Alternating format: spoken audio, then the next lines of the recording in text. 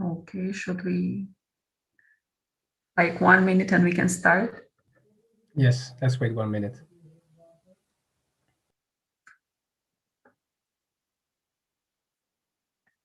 And I'll click recording.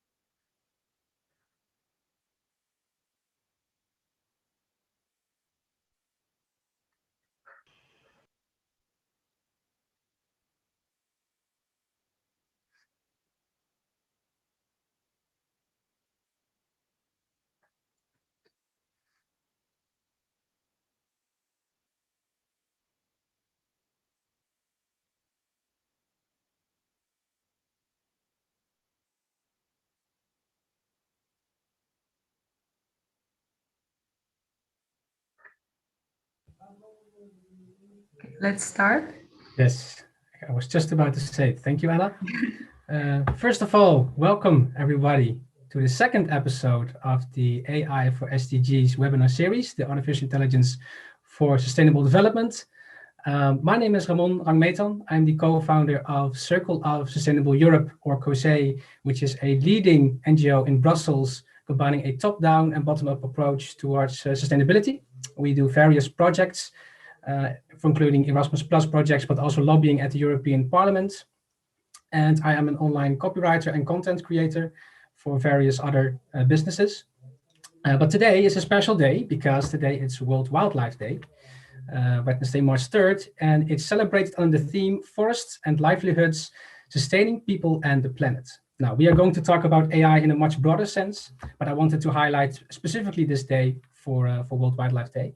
And it's a way to highlight the central role of forests, forest species and ecosystems, services in sustaining the livelihoods of hundreds of millions of people globally, and particularly of indigenous and local communities with the historic ties to forests and forest ages areas. And this aligns well with United Nations Sustainable Development Goals, which I would like to give the floor to Anna to introduce yourself as well and to talk a little bit more about the Sustainable Development Goals in general. Thank you. Yeah, welcome everyone and happy World Wildlife Day to everyone as well. So today is a special day for us in terms of AI4SDGs Event Series. This is the second edition. The first one was 3 months ago, and this is the event series that is going to be held like every 3 months. Just shortly about by myself, I am the founder of the co-organizer of this event, AI Governance International, that aims at international outreach for developing the AI ethical and regulatory policy frameworks around AI governance. For today, the aim of this panel discussion and storytelling session is to discuss the opportunities of artificial intelligence for fostering sustainable development goals and achieving that in 10 years. That is only left for us to achieve these goals is the 2030 agenda. Because AI holds tremendous opportunities to help us reach these goals, then we should talk more about it and act more about it. So the people who we have invited on this panel will definitely, I believe, will be inspiring for everyone to also try to work on these goals. The storytelling session, they will share their own experience that already exists on helping achieving the SDGs, one or more SDGs. And the panel discussion will try to identify other possible opportunities in future. So we will already jump with the people to introduce their presentations. I will not take any more time with introductions. And I will invite on the stage Aishatu Guadabe, who is a peace technologist and has a long-standing experience with solving peace issues with the emerging technologies. Today, she will discuss the role of African Nlp in achieving the Sustainable Development Goals. Please, Aisha, the floor is yours. Thank you so much. I'm just going to quickly share my screen. I'm very excited to be here today and to talk about the role of African NLP in achieving the Sustainable Development Goals. Right. And I would like to start by talking about what really inspired me in the first place. So I was part of this Leading with Artificial Intelligence Lab, which was organized and implemented by the International Training Center of the ILO, also with German cooperation from the GIZ, Fair Forward, and the Global Leadership Academy. And my inspiration and the inspiration in the AI lab was to answer the following question: how can artificial intelligence support us to better prepare for future transformational development? And in this AI lab, we had over 154 participants from 61 different nationalities, different age groups, and different organizations. And each one of us was focusing on finding a solution for one of the Sustainable Development Goals or more. So the platform offered an online collaboration for learning and co-creation and to engage change makers from civil society, private and public sector in a multi-stakeholder dialogue process, a leadership and innovation lab to find those solutions with AI. So I am a peace technologist. So my focus was really on SDG 16. And the question that I asked myself was, what if we could predict violent conflicts between nomadic cattle herders and sedentary farmers in sub-Saharan Africa before they arise and help stop them? To give this some context, I was working at the time as a peace advisor on a regional program in West Africa, and I was particularly focused on the cross-border conflict between nomadic cattle herders and farmers, which is one of the deadliest conflicts in West Africa, or in the whole African continent, really. So I was wondering, how could we use AI capabilities in order to have an impact on preventing that conflict? So then I was looking at NLP as a possible capability that can help promote peace, justice, and inclusive societies.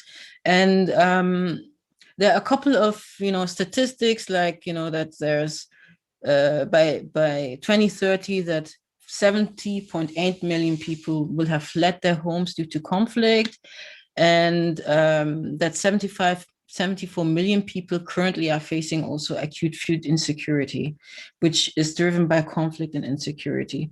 So as someone who has an extensive experience and knowledge in peace building, I identified immediately that, prevention is the key. So just to explain what is natural language processing, it is also known as NLP, which I will be using a lot, or computational linguistics. And it's a subfield of artificial intelligence, machine learning, and linguistics.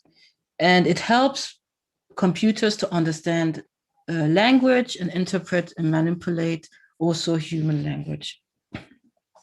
So I was interested to look at the Hausa language, because it is the second most spoken language on the African continent, and also it has over 150 million speakers and is the 11th most spoken language.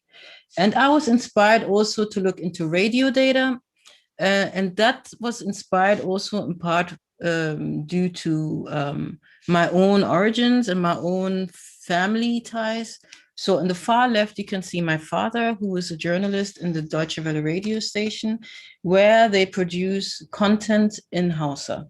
So in local content for African languages in Germany. So I felt like this is a really interesting source that could be used to identify, you could use NLP to analyze that, and then develop an early warning tool that can inform civil society actors about hotspots for land conflicts, for instance, so that they can target the help to areas that need it the most.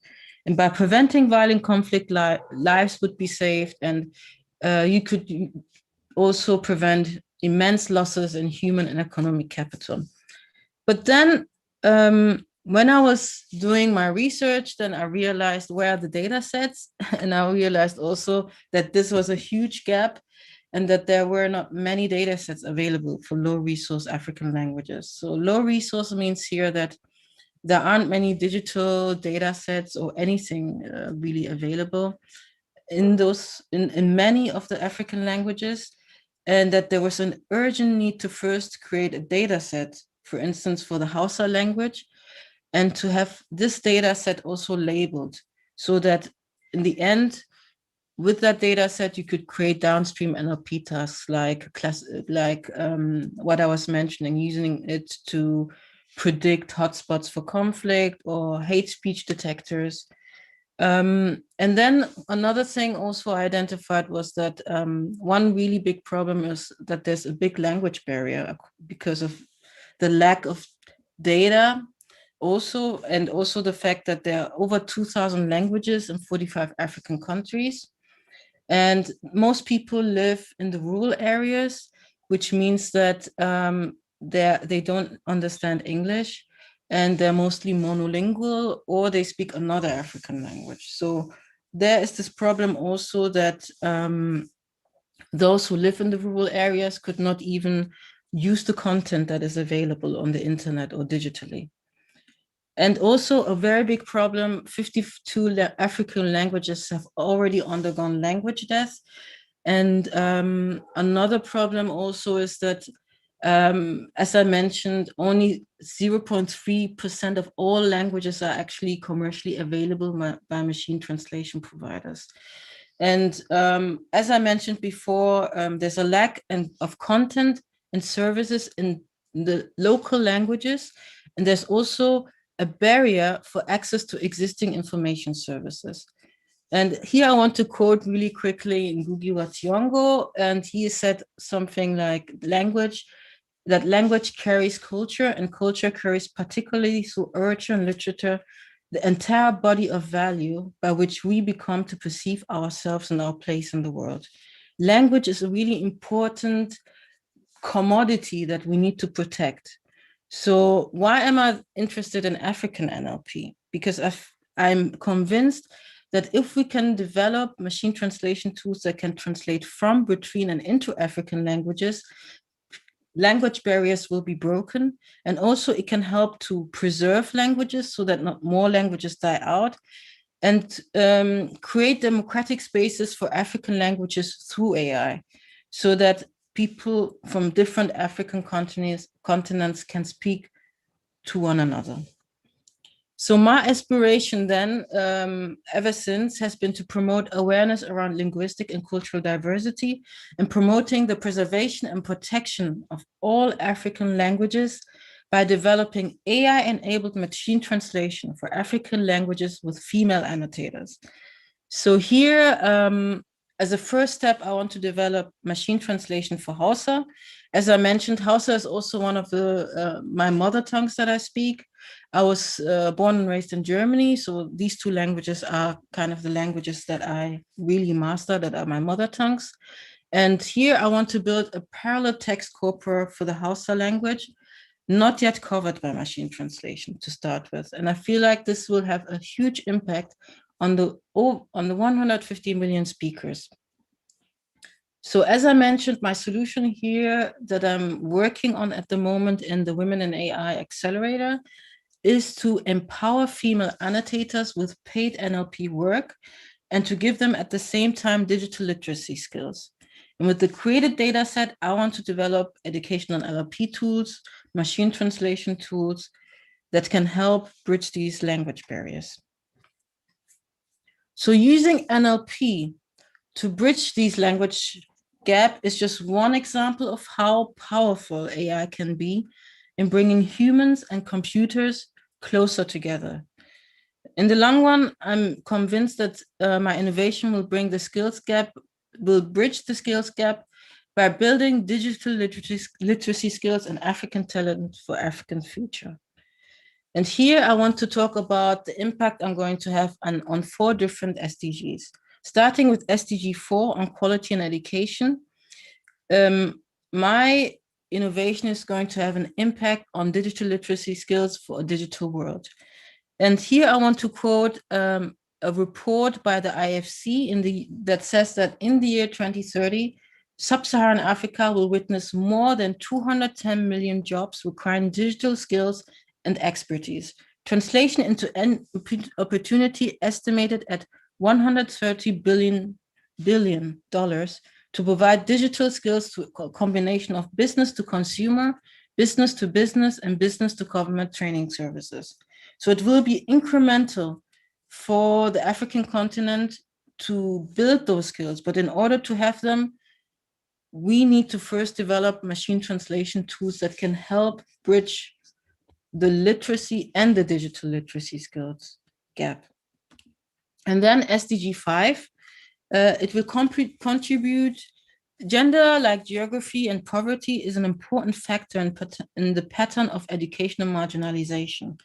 By working exclusively with female annotators, I want to empower them to navigate the digital landscape. And as someone who is a female peace technologist, I know that gender equality is the #1 predictor for peace. So creating a world of gender equality and collective power rather than dominating power means creating a world where people and planet can flourish. And it also means overthrowing relations of exploitation and violence from the personal to the political to the international level.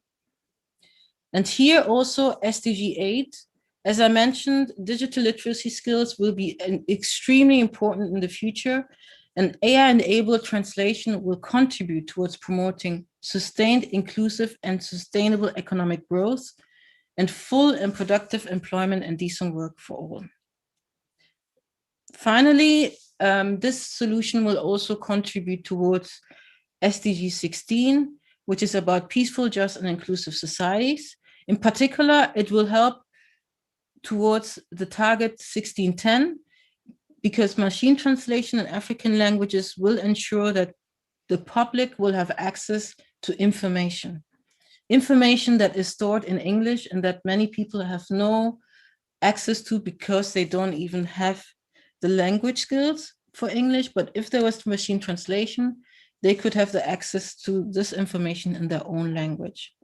Finally, I would like to close by saying, by quoting also something important concerning SDG 16, namely that as the 2030 agenda recognizes, there can be no sustainable development without peace and no peace without sustainable development. And without peace, justice, and inclusion, none of the SDGs can be delivered in full. Thank you. Wow. Thank you very much, Aishat, for a very inspiring presentation. That was amazing, and your work is definitely amazing, and I'm sure it will contribute a lot to achieving sustainable development. I'm very happy for your work. And thank you for being here today. And I want to now invite on our virtual stage Dr. Viktor Anton. He's the founder of Wildlife AI, and he has like more than 10 years of experience in conservation biology, wildlife monitoring, and ecological modeling. So he will celebrate mostly World Wildlife Day today with us, probably. Please, Anton, the floor is yours. Thank you, Anna. Can you hear me okay? Yes. Cool. Perfect. I will share my screen and my presentation.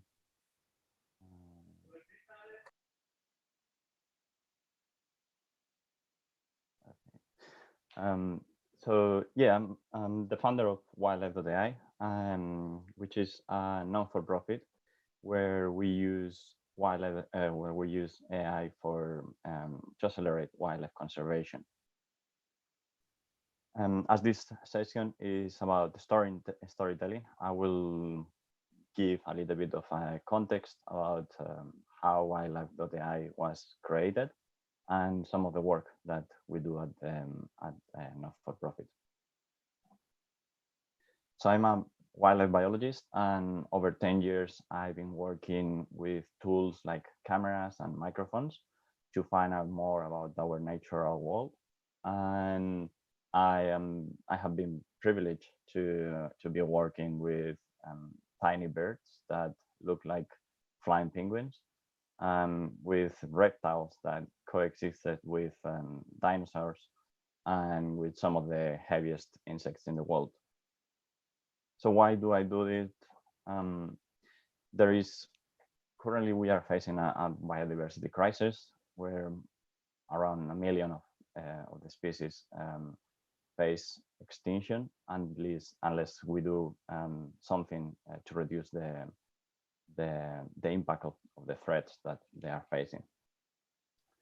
So what do we need in terms of preventing this biodiversity crisis? One of the tools that we need is access to accurate and real-time information to find out more about where these species are, what kind of challenges they face, and how we can better protect them. On a separate world, we have artificial intelligence. So most of you know, AI is a tool to analyze information more efficiently. And let me just go through a quick example of a report of McKinsey Global Institute saying the impact that AI is going to have on over 22 sectors over other analytical tools. And this is just one example of how artificial intelligence is often developed and used by sectors which have a monetary purpose.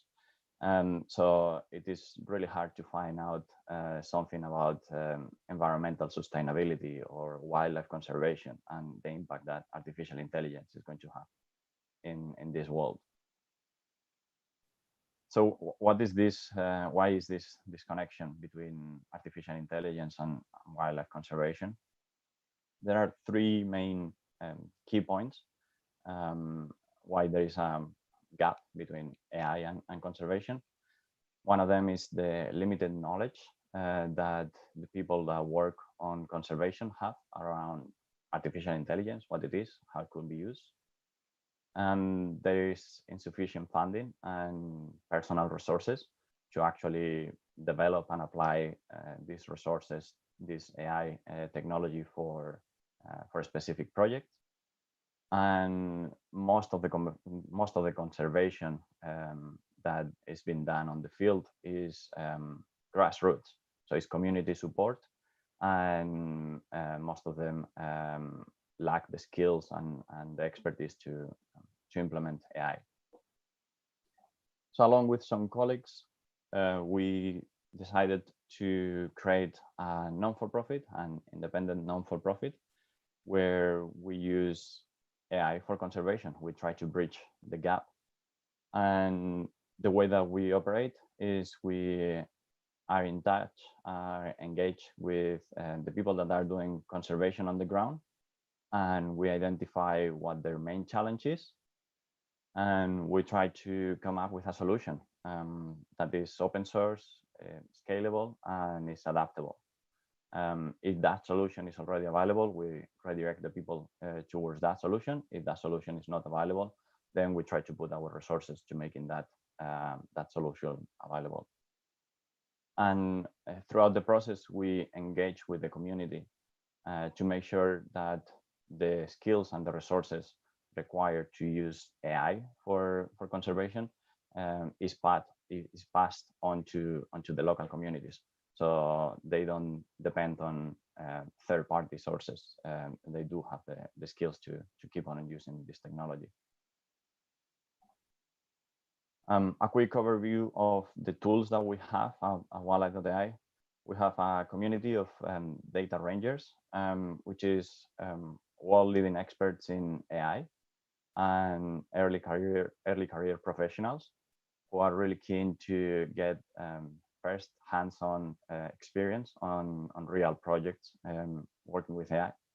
So these experts and early career professionals, they work on a mentor-mentee kind of relation, and they work on specific projects or specific tasks. And we have a group of experienced ecologists and educators that also make sure that the projects that we work on follow a rigorous scientific background, and that the community is engaged at all points. So just a couple of examples of the projects that we do. I will cover one example on the work that we do on marine ecosystems, and one example that we do on protecting terrestrial biodiversity. The first example on marine environments, the amount of cameras and different technology that is becoming available for marine biologists, it is increasing, and it is amazing because we are able to access to remote places that that is really hard for us to find out more about what kind of species live there and what kind of numbers the population is. So we have access to all these tools, but the problem is that they generate raw data. So they generate thousands of videos or thousands of images that the biologists need to process, identify the species that have been recorded on them, their behavior, and so on.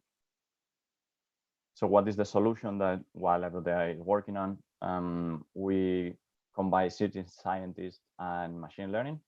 So we bring non-expert audiences to help us classify some of the footage that is being collected.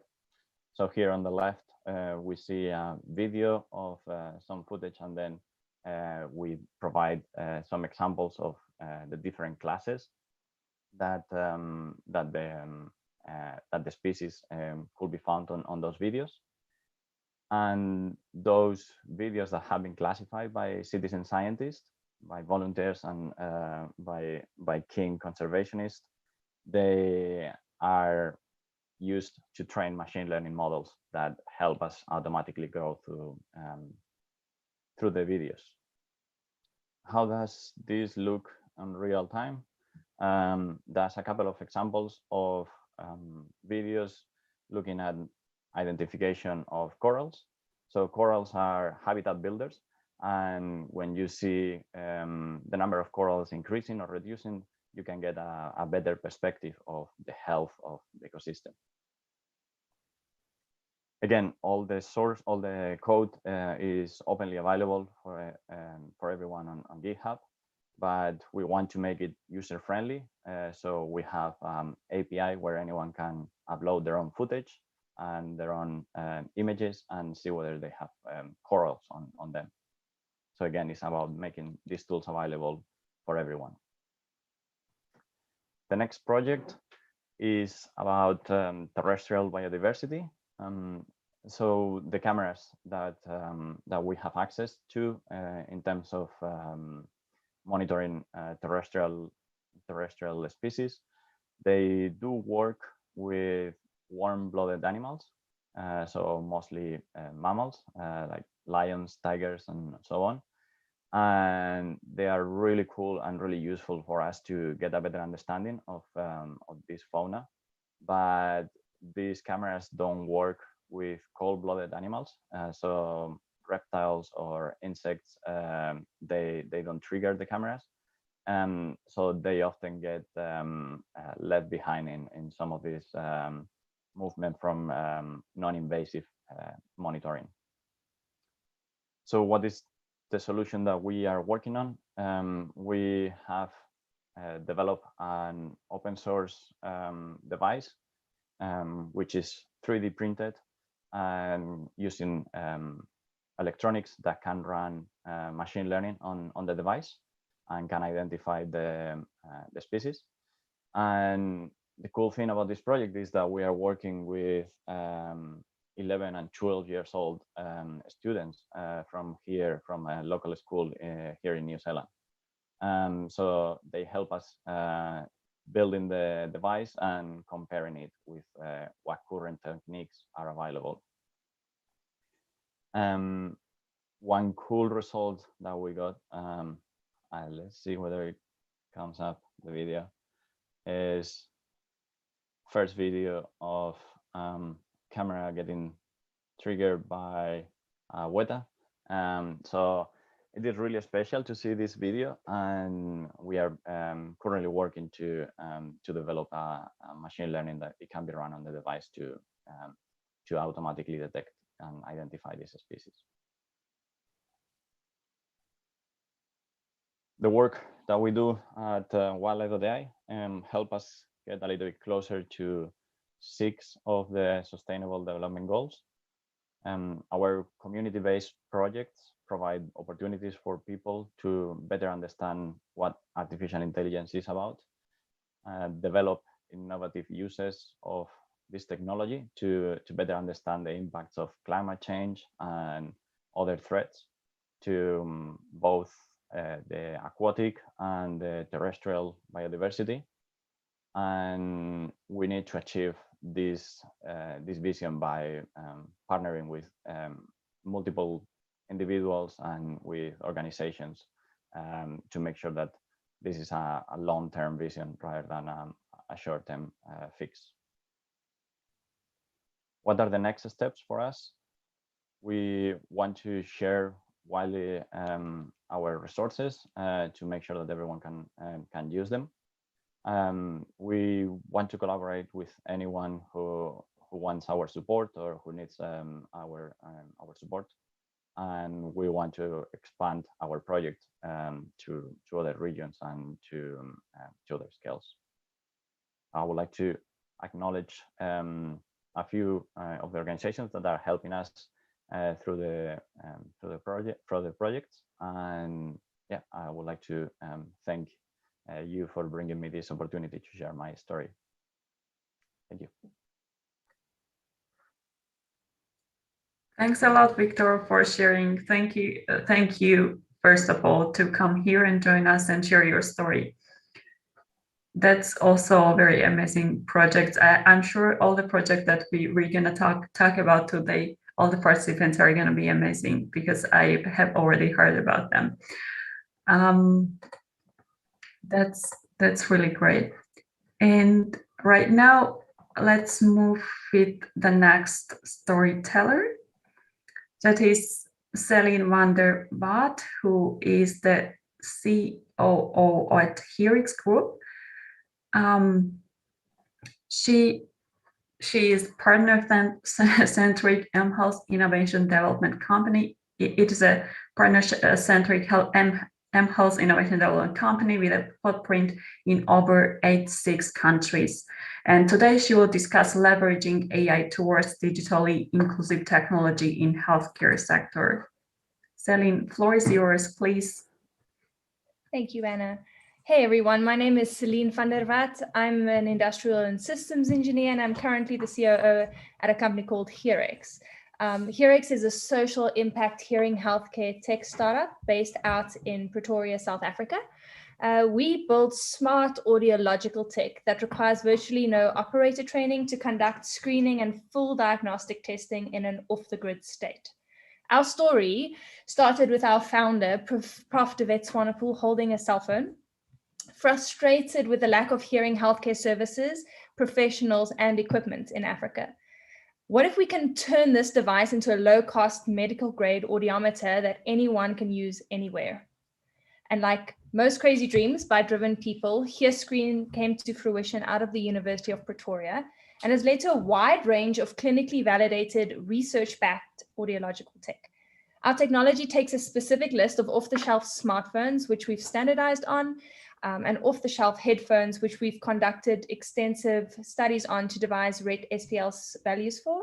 And then we combine the standardized phone or tablet with a calibrated headphones and our award-winning software and turn the device into a Type 4 audiometer, which is a certified medical device. This beats the price of a traditional audiometer by up to 10 times. And also comes with the added benefits of cloud storage, automated messaging and reporting, automated protocol management, and screen quality index monitoring. This was the technology that initially started HearX, but since then we have developed an extensive range of hearing tech. Our tech leverages the advancements in mobile technology to maintain a disruptive costing model. And because it is so user-friendly, cost-effective, and accurate, the tech is currently used in 87 countries worldwide and has been used to screen over 1.2 million people since inception. So why focus on hearing? The question here is which sustainable development goals we are trying to help us achieve. And that comes down to education, good health, and leads towards no poverty as well. And I'd love to explain to you guys why this is so important to us and what we do. So healthy hearing is the gateway to both learning and healthy aging. Deaf children would be unable to develop spoken language without interventions. Children with hearing loss can have delayed language development, and children with unaddressed hearing loss have a 40% increased likelihood for failing at least one grade at school and a greater need for educational assistance. Early detection and intervention results in kids not experiencing any adverse developmental events. On the flip side, exclusion from communication can have a significant impact on everyday life, causing feelings of loneliness, isolation, frustration, especially as we age. Hearing loss is associated with early cognitive decline in older persons with hearing loss and a 3-fold increased risk of dementia. So adults with hearing loss have a much higher unemployment rate, and among those who are employed, they often earn lower wages compared to the general workforce and then retire early. Hearing loss is a larger problem than most people realize. So being able to detect and diagnose and then intervene for that hearing loss is super important. So despite our progress, HearX is only just starting to scratch the surface in terms of impact, and there is a far way to go. The World Health Organization stats show that 466 million people have permanent and disabling hearing loss, with this expected to hit almost 1 billion people by the year 2050. Hearing loss is way more common than people think. And as prevalence grows as we age, the fact that we have an aging world population will compound the problem. In addition to this, 1.2 billion youth are at a risk of developing hearing loss earlier than usual as a result of their listening habits, as well as a result of undiagnosed and untreated ear infections. So globally, we're sitting with a problem of unaddressed hearing loss costing the global economy over $750 billion a year. Unfortunately, access is also limited, as is intervention uptake.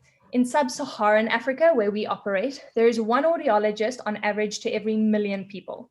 This results in detection and then diagnosis services being in short supply, in addition to access to general healthcare services that would lead to the detection, diagnosis, and intervention of ear infections that cause hearing loss also being in short supply. So really, we exist because we believe that the status quo needed to be challenged. Hearing healthcare needs to be accessible, and the silent epidemic silent no more. So really, what has made the success of HearX possible? We already know that mobile tech has changed the face of the planet for good. Cell phones and smartphones have penetrated households faster than any other technology, even in Africa. You don't need to delve very far into data to find the repeated proof of the accelerating uptake of mobile tech across Africa. What gets me really excited is not just what the technology brings to people in terms of access to information and things like that, but what we as software developers can turn these devices into and the low cost that we can sell these solutions for, thus really having a sustainable social impact. Mobile technology has improved exponentially, opening up the opportunities for us to leverage this for health tech that can now be present in the market. And I guess essentially all these facts are not really news to anyone. So I don't want to spend too much time delving into mobile tech. Let's rather look at how combining this little tool that we walk around with in our pockets with AI, augmented learning, AR, and smart algorithms, how we can turn this device into something that can change the face of healthcare. So at HearX, We believe that AI is poised to transform healthcare, delivering new and assistive technologies that will empower healthcare professionals and eventually, hopefully, minimally trained persons to better serve the population.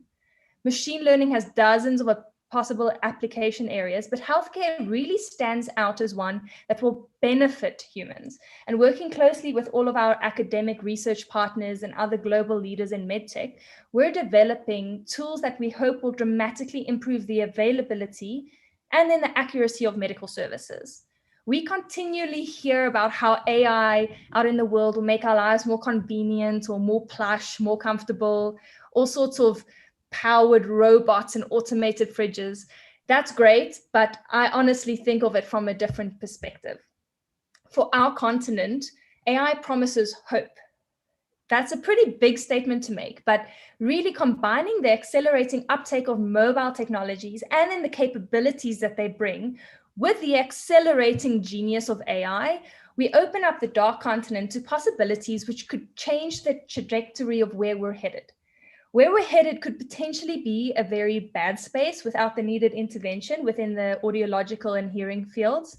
So what's the current state of affairs with regards to that? While our healthcare training centers genuinely produce excellent talent, our healthcare resources, both in human resources and tech, are severely limited. So earlier I mentioned the stat that on average there's an audiologist to every 1 million people in sub-Saharan Africa. In countries like Kenya, it's 1 to every 12 million people, which is insane to think that that country has 4 audiologists. Think of how long it would take those 4 audiologists to see everyone. Quick fancy math brings you to a total of 685 years to see each citizen once. Untreated ear infections often result in hearing loss, right? This untreated hearing loss results in social isolation and depression and an inability to learn, an inability to communicate, which makes it difficult to study, difficult to get a job, difficult to earn an income, and then to contribute to the economy. In fact, those with untreated or unresolved hearing loss tend to become a burden on their families, on the health systems, and then on the economy. On a continent with such a large requirement for aid or for state-supported services, imagine the economic ramifications of another couple of million people living with a disability. What blows my mind is that in the majority of instances, if infections are identified and treated earlier, they wouldn't even result in hearing loss. And even if it did progress to hearing loss, if such hearing loss is identified for and intervened on, persons could function perfectly within society. So for a continent that is already at a slight disadvantage, this burden of disease could be devastating. Coupled with our hearing loss prevalence, which unfortunately the World Health Organization rates as among the worst in the world, we're really set up to have a huge problem in years to come, which is why we're trying to do something about it. So untreated ear infections can lead to irreparable hearing loss. And anybody who has children knows how common it is for kids to end up with ear infections. Infections are actually the second most common reason for children to end up in a doctor's room. So with lack of access to healthcare services, many of these ear infections are going undetected and untreated and resulting in varying degrees of hearing loss. The World Health Organization stat shows that a staggering 60% of childhood hearing loss is preventable, and that 31% of that hearing loss is caused by infections alone. This amounts to approximately 6 million children who suffer from the ramifications of hearing loss just because a simple infection wasn't identified or treated. And that's tragic. The entire look or outlook of somebody's life altered because of a simple treatable problem. This is such an easy or basic problem to solve, although without adequate tech and at an affordable price, it would never really be adopted wildly. And what we need is the accelerated adoption of intervention technologies to not only deal with a problem from here on going forward, so stopping hearing loss, but also to deal with a backlog of children and adults alike that have never been screened or tested before. We need something quick, we need something cheap, and we need it yesterday. So what if we could change this? And how different would the future be? Is there even a solution? Well, we believe so, and that is where HearX comes in. We believe in building smart technologies that can intervene in the hearing healthcare space and bridge the gap, providing access to persons on a grassroots level. So to complement our set of detection and diagnostic hearing test equipment, we also built out an AI-assisted diagnostic tool for identifying ear diseases. This tool is already used in nearly 80 countries worldwide, and the AI algorithm is currently undergoing a de novo application with the FDA as a full diagnostic tool. Geoscope itself is an image and video otoscope linked to a smartphone or to a desktop app, which allows for the inspection of the tympanic membrane or the outer ear canal, and for the automated diagnostic support of the condition. This product will allow us to predict with certainty what the condition of that person's tympanic membrane is, allowing us to intervene sooner and hopefully stop the promulgation of childhood hearing loss, not only in Africa, but for the millions of children in the world that develop hearing loss because of these undiagnosed infections. By acting as a guidance tool on the state of the tympanic membrane, using AI instead of specialists, which are in lean supply, Geoscope can assist by making the triaging in the field a lot easier and lessening the burden on the healthcare system. Typical diagnostic accuracy ranges from about 64% for a general practitioner in the correct identification of tympanic membrane conditions, up to about 79% for a pediatrician. Our AI is currently beating this and increasing in accuracy as we receive more images. Hopefully this works because we're currently having Google Drive problems in South Africa, but here's an example of how the Geoscope software works in action. You'll notice the AI diagnosing the condition with the result and the confidence in the result in the bottom left-hand corner. So this is obviously a wax obstruction, a little bit gross, but can sometimes present as a temporary hearing loss, but actually just being a wax obstruction in your ear canal. Here's another example. This is actually what a normal tympanic membrane should look like. The auto crop and auto zoom features on the software and hardware makes it easier to use in the field. And the AI classification feature makes it a great remote tool, which can be used in an off-grid, outside of internet state as well. So we iterated through many approaches in the past few years, perfecting the hardware, the software, and the algorithm together. Our current valid and invalid model performs at a 98% accuracy, with our total deep neural network accuracy currently sitting at about 94%. This is a model that can predict normal wax perforation and abnormal ears, and we're working towards also being able to identify grommets, myelosclerosis, I hate that word, OMEs, and deep retracted pockets too. Imagine what we could do if we put this device in every clinic in Africa or in the world, essentially putting an ENT-like diagnosis in the hands of a normal clinic nurse. We'd be able to identify problems before they result in irreparable harm. We could intervene in the rapid promulgation of hearing loss, not only in adults, but in children, giving them the hope of a better and brighter future. With Geoscope, we can do it easily and cost-effectively at under $200.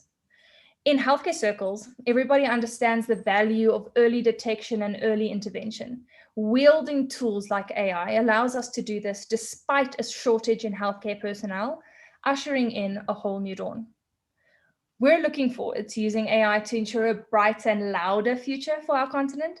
We are excited for the responsible and ethical application of AI in healthcare and the endless possibilities that it opens up and the tools that we'll be able to put into people's hands. By leveraging AI within smart tech, we believe that we can build digitally inclusive products and help level the playing field in access to hearing care. Thank you so much for your time, and please feel free to get in touch so that we can start changing the world together.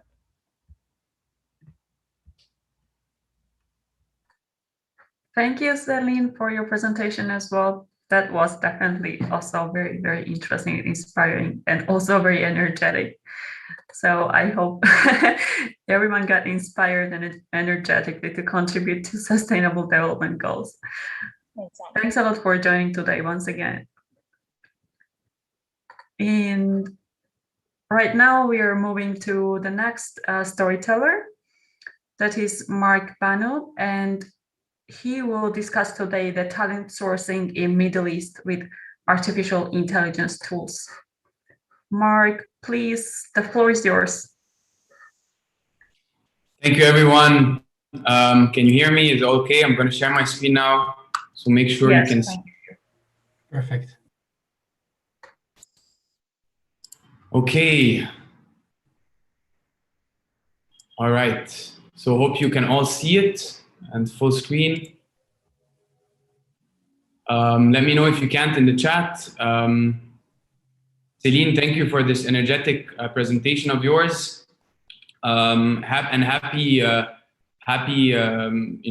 World Life Day, I guess, to everyone. I'm very glad to be here. So I'm going to give you a small presentation on building SDGs, Sustainable Development Goals, into your AI teams. And basically it's going to be about AI talent for SDGs. So a bit of my story, of our story actually, so you can know a bit of context. Lyra was founded in 2019, and basically it came from a place where we were trying to hire AI engineers and data scientists, but we found the process to be extremely unreliable and ineffective. So there were a lot of resumes coming onto our desks and a lot of certifications. But when we came to assess these AI engineers and data scientists, we found that after the assessment happened and we actually worked with them, it was a very challenging process to actually have them integrate within the team. They didn't have the proper foundations, and we realized that the whole process was flawed to find the quality we were looking for. But I quickly realized when I went to MIT for a deep technology bootcamp that this problem wasn't only in the region, in the Middle East and Africa, but it was at the central of Silicon Valley, at the heart of technology and the world, right? So that was a shortage of AI and data expertise that we became dedicated to solve and to bridge that gap and to create a faster way and more qualified way to find AI and data, work with AI and data experts. So that's the birth of Lyra, basically, is to build faster, vetted AI and data teams for global technology companies. And I'm sure there are many of you here that have gone through this similar experience. I'd love to learn more and about your own experiences. So why we believe we're changing the AI and data talent acquisition game? Because of four main reasons. First of all, Ramon, I just want to make sure you're hearing me, right? Is there a way I can make sure? Perfect. Yes, we can hear you. Okay, great. So if I go back, okay. So for four main reasons, first of all, we have access and we have global vetted teams. So basically you're able to build high quality teams 5 times faster than regular methodologies like LinkedIn and all these types of recruitment channels. We also, we have strong consultants and experts in our network. So you're able, within projects, for example, Wildlife or HereX, you're able to have a senior expert who's worked in something similar would come on board and actually, help advise with the team that you're building. Also, we have flexible hiring models, so they act like your team. So you're able to kind of outsource or have us manage that team, but that talent, but it's your team, right? They're doing everything according to your culture and your guidelines. But also at some point you could just hire them. So we hired that team, make them your own under your own umbrella. So it's very flexible and that creates a lot of trust.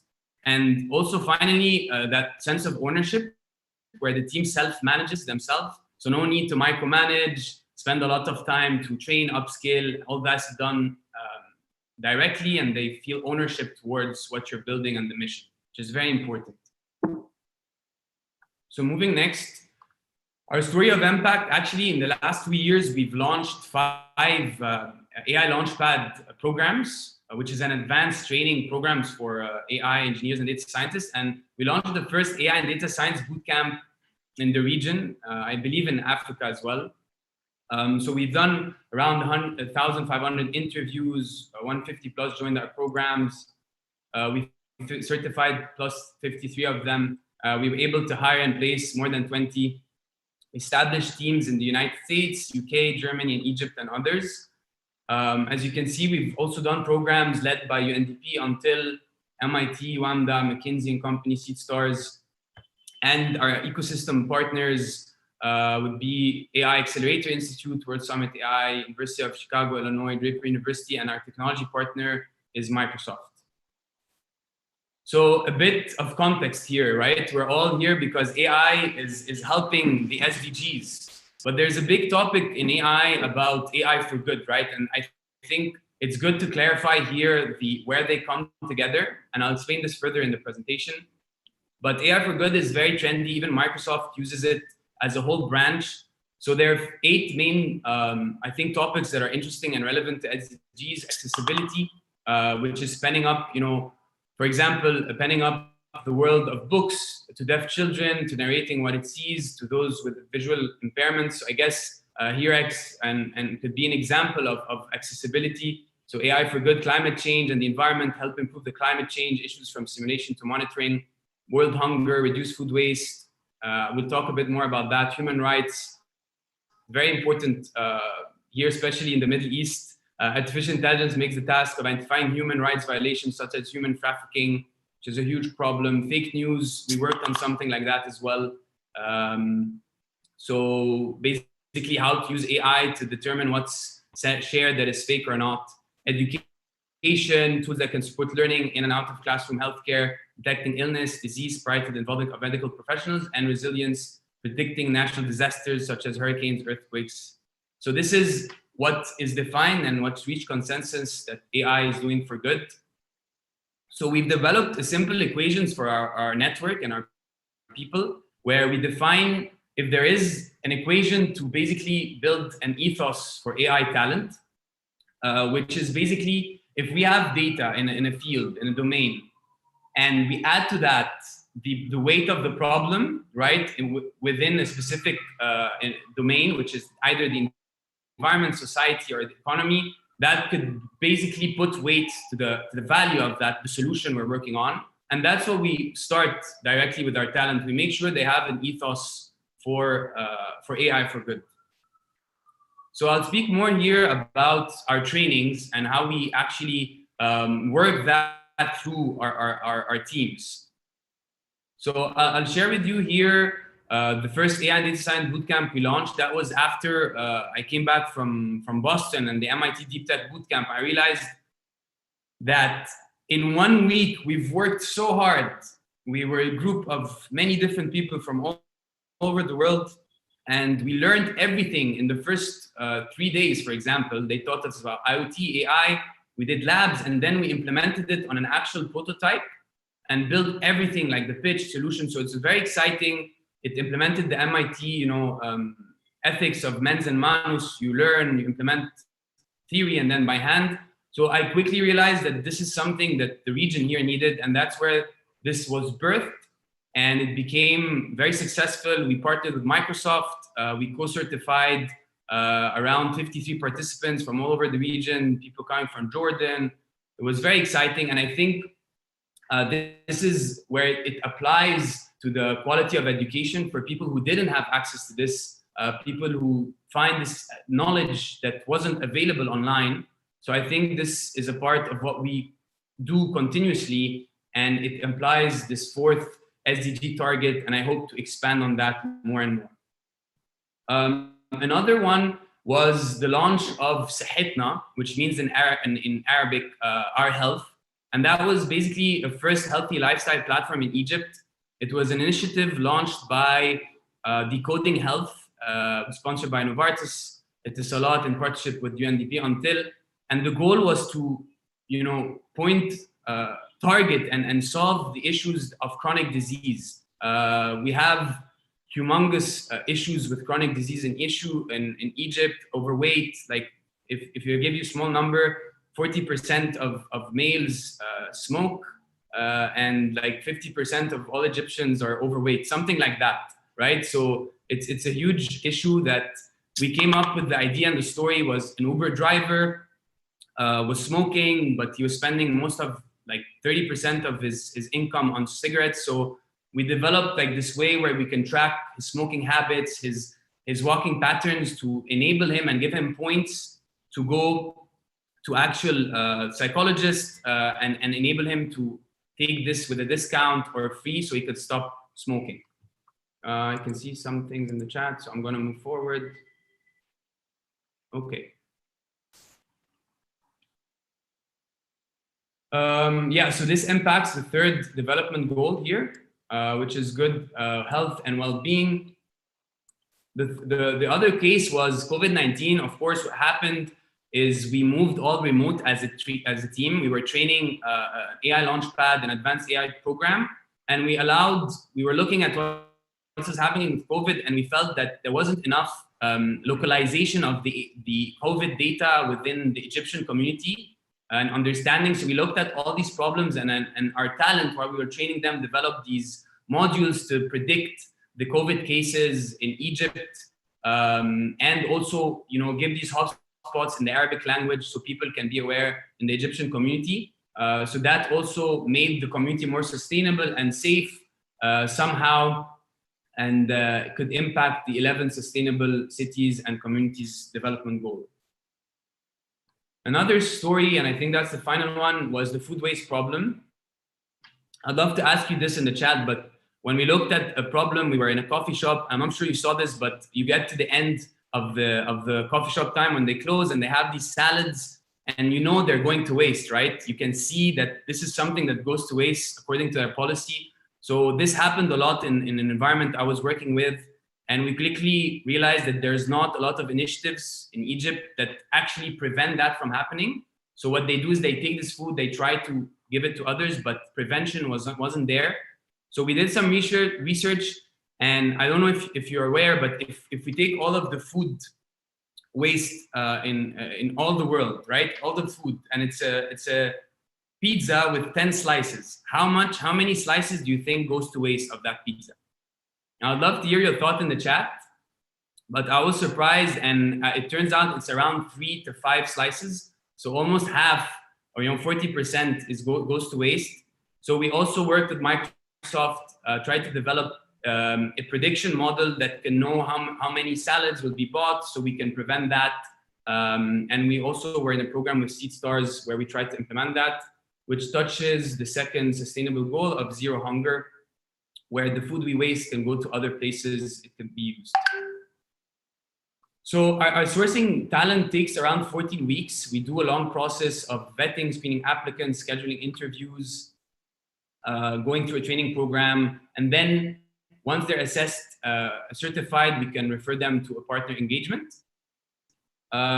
We do a lot of different features during their learning. We do specialized learning tracks, cross-pollination, where teams from data scientists and AI engineers work together. We have coaching experts. They work on real-life case projects, and finally, they're able to secure a job. Who uses Lyra? Organizations looking to recruit qualified talent and companies that also want to work on specific solutions in various fields, technology, manufacturing, supply chain, healthcare, finance, and others. And also AI engineers, data scientists who want to upskill themselves, work in thriving companies, and be part of the AI leaders community. Here's a bit of what our talent are saying about us. So you find data engineers in Pakistan, AI software architects in Egypt, and people who went and worked even in Spain. They've been paid part of our programs, and that's helped them actually to secure a job after their master's degree. We're very fast. So as the whole process cycle takes around 2 months, the regular recruiting cycles, we just come in at Lyra, we just break that down in 10 days and just get you to the testing and qualifying and working directly. So it's fast. There's a one-stop shop for AI engineers, data scientists. You test them during the work engagement. We refer you the most relevant to you. It's reliable, they're vetted, quality is guaranteed. So the next steps, basically what you do and how you use this platform is you submit your talent project request. Secondly, you just engage directly on a proof of concept with that individual, and then you onboard them to your opportunity, and we continuously assess and monitor and support you during the process. So yeah, this is my final slide. I just wanted pre-final slide to say I usually like to present like special offers within these types of engagements. So anybody, I know a lot of companies are here, they're doing AI, they're looking for really amazing people to join and help join their mission. So we would like to offer you just a 2-week risk-free trial to work with an AI and data team that suits your needs. And if you just focus on an SDG goal, we'd love to propose, meet with you, and see how we can make this happen for you. And also for talent, whoever is here and wants to get hired or hire at no cost, we can also do that for you with that special day and that special occasion. So please reach out to me. I'll put my details in the chat if you're interested. And ready, set, launch. I hope you're excited to join our mission to build faster vetted AI teams and to train and employ 1,000+ AI engineers and scientists from Africa in the coming year, hopefully. So yeah, thank you everyone for attending or for listening. I'm excited to listen for the rest, and I'll share my details in the chat. And thank you very much. Thank you very much, Mark, for joining today and sharing your story, AI story about talent sourcing.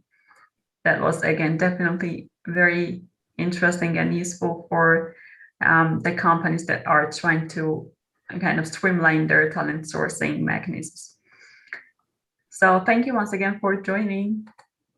And today's last storyteller, we have Sunder Narayanan, who is ethics and compliance professional researcher and has like more than 40 years of experience in advising companies on ethics. And today he will share the topic about reducing inequalities with data ethics and sustainability. So Sunder, the floor is yours, please.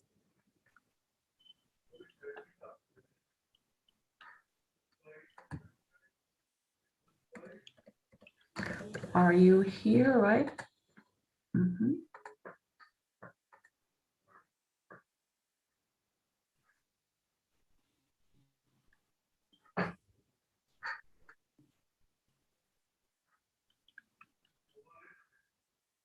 We just don't hear you, Sunder. I see you are talking.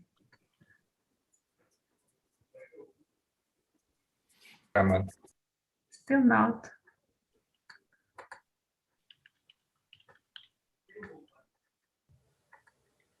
I think he just backed out. It's going back in because I don't see him anymore.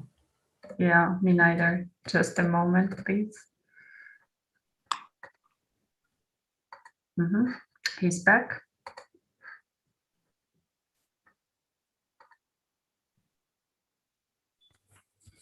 Hey, my apologies. I had some technical difficulties.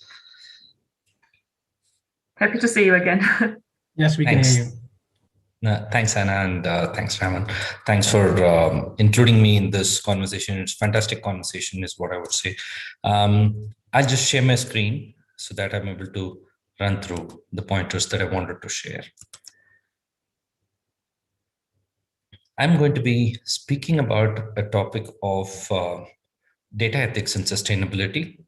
It's primarily focused on reducing inequalities.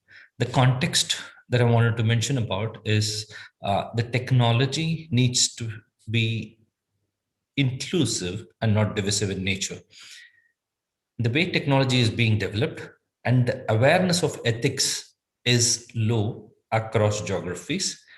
As we speak now, there may be less than 1% of population which is working on AI technology is focusing on ethics in technology. I want to look at it from a sustainability perspective and have a story to share in that with a few examples, which will clarify why it matters to look at data ethics from a sustainability perspective. We need to understand that the digital world deserves a balance. We're so occupied with too many digital engagement channels, whether it is mobile, social media, or other forms of digital engagements. The challenge with these is that while efforts across the globe are trying to focus on certain parameters, be it in terms of policy formulations, or in terms of governance, or in terms of legal framework, or in terms of enforcement, these are all just one part of the coin. And I'll explain why I say that these are one part of the coin, one side of the coin. In case we see somebody who has met with an accident on the road, what would we do? Would we wait for whether there is a policy there? What is the governance structure the government is suggesting? Would we look for a legal framework? Would we look for an enforcement mechanism in this whole scheme? Or would we step forward and then help that person? Responsibility comes from this basic behavior that we have. Formulating everything under expectations and rules are just one form of limiting our responsibility. I'm not saying that these are not necessary. I'm just saying that these are one side of the coin. There is the other side, which is about dealing with responsibility in data ethics. Politics and economics are always going to be powerful when dealing with data ethics. Whether we speak about privacy, whether we speak about securing the rights of data subjects, there is going to be challenges in this whole scheme. We've seen this in examples of how we have dealt with elections, how we've been influenced in decision making that we have done in elections. So these challenges primarily happen because of use of technology, use of data, which are used for purposes not necessarily in the ethical format.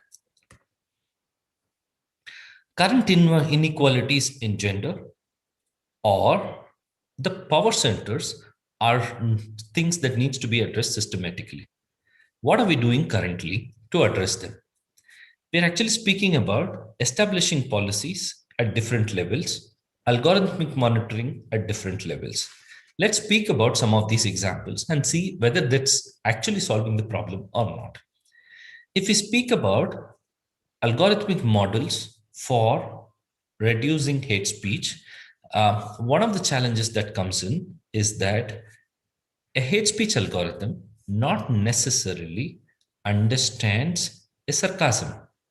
A hate speech algorithm, if it is written in regional, the content is in regional language, but it is written in English, the hate speech algorithm will not understand that and consider that as a specific issue.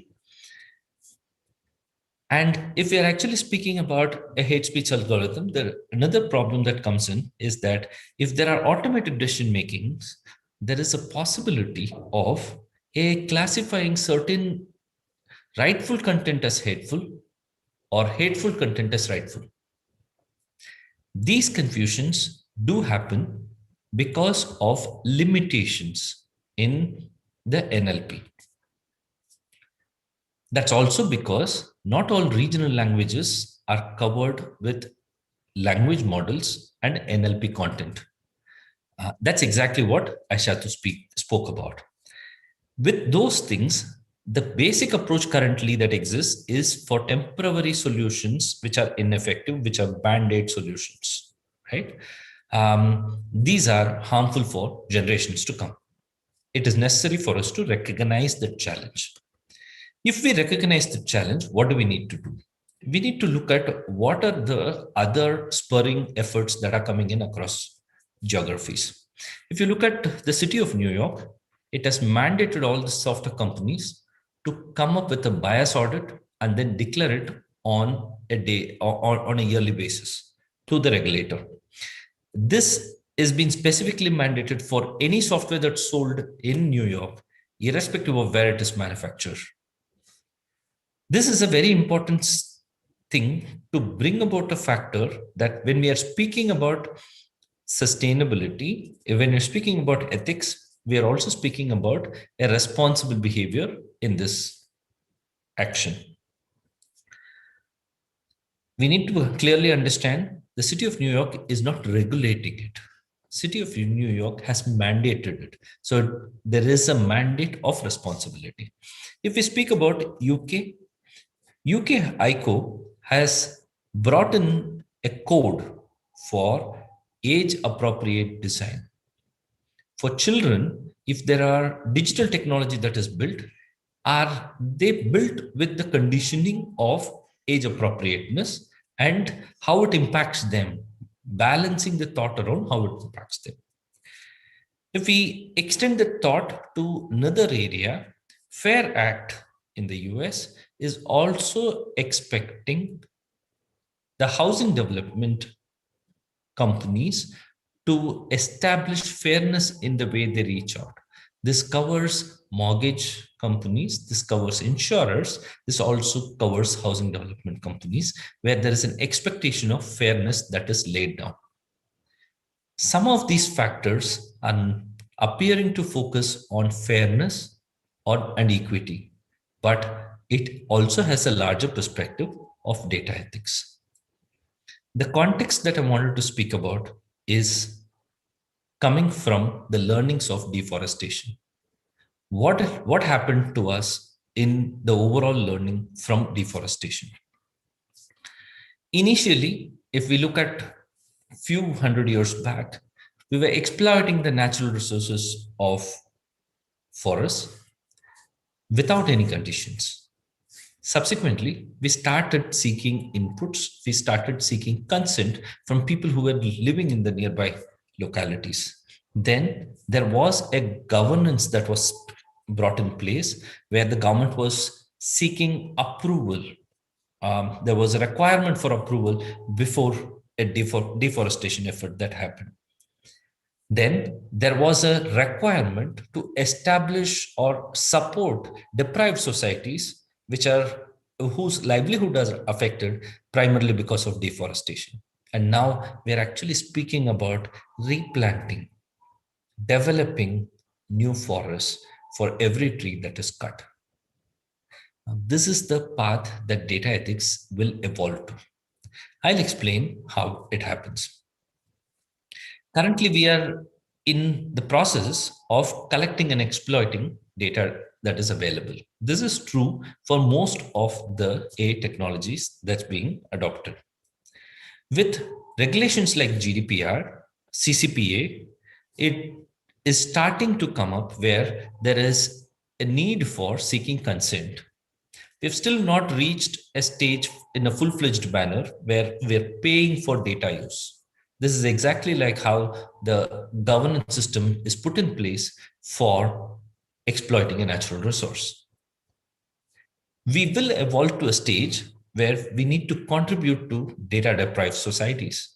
There are several societies which are deprived of data, and hence they are not included in the technology that is being built for future. This is relatable to many of the examples other storytellers had brought in.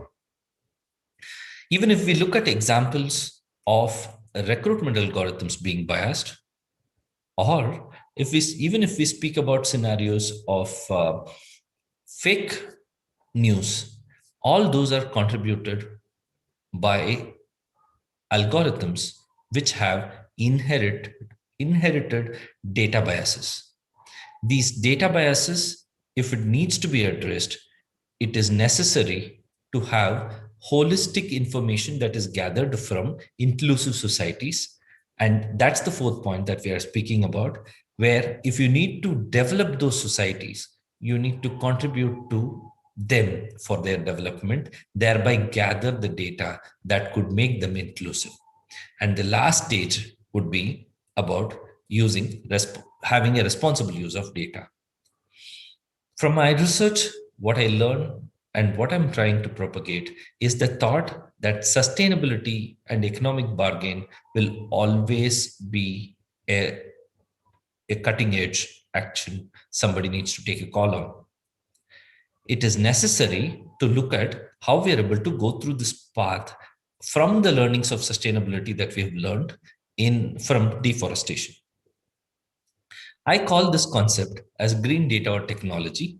This is more a socio-economic process, a vehicle that can enable people and societies to start looking at it from a holistic perspective.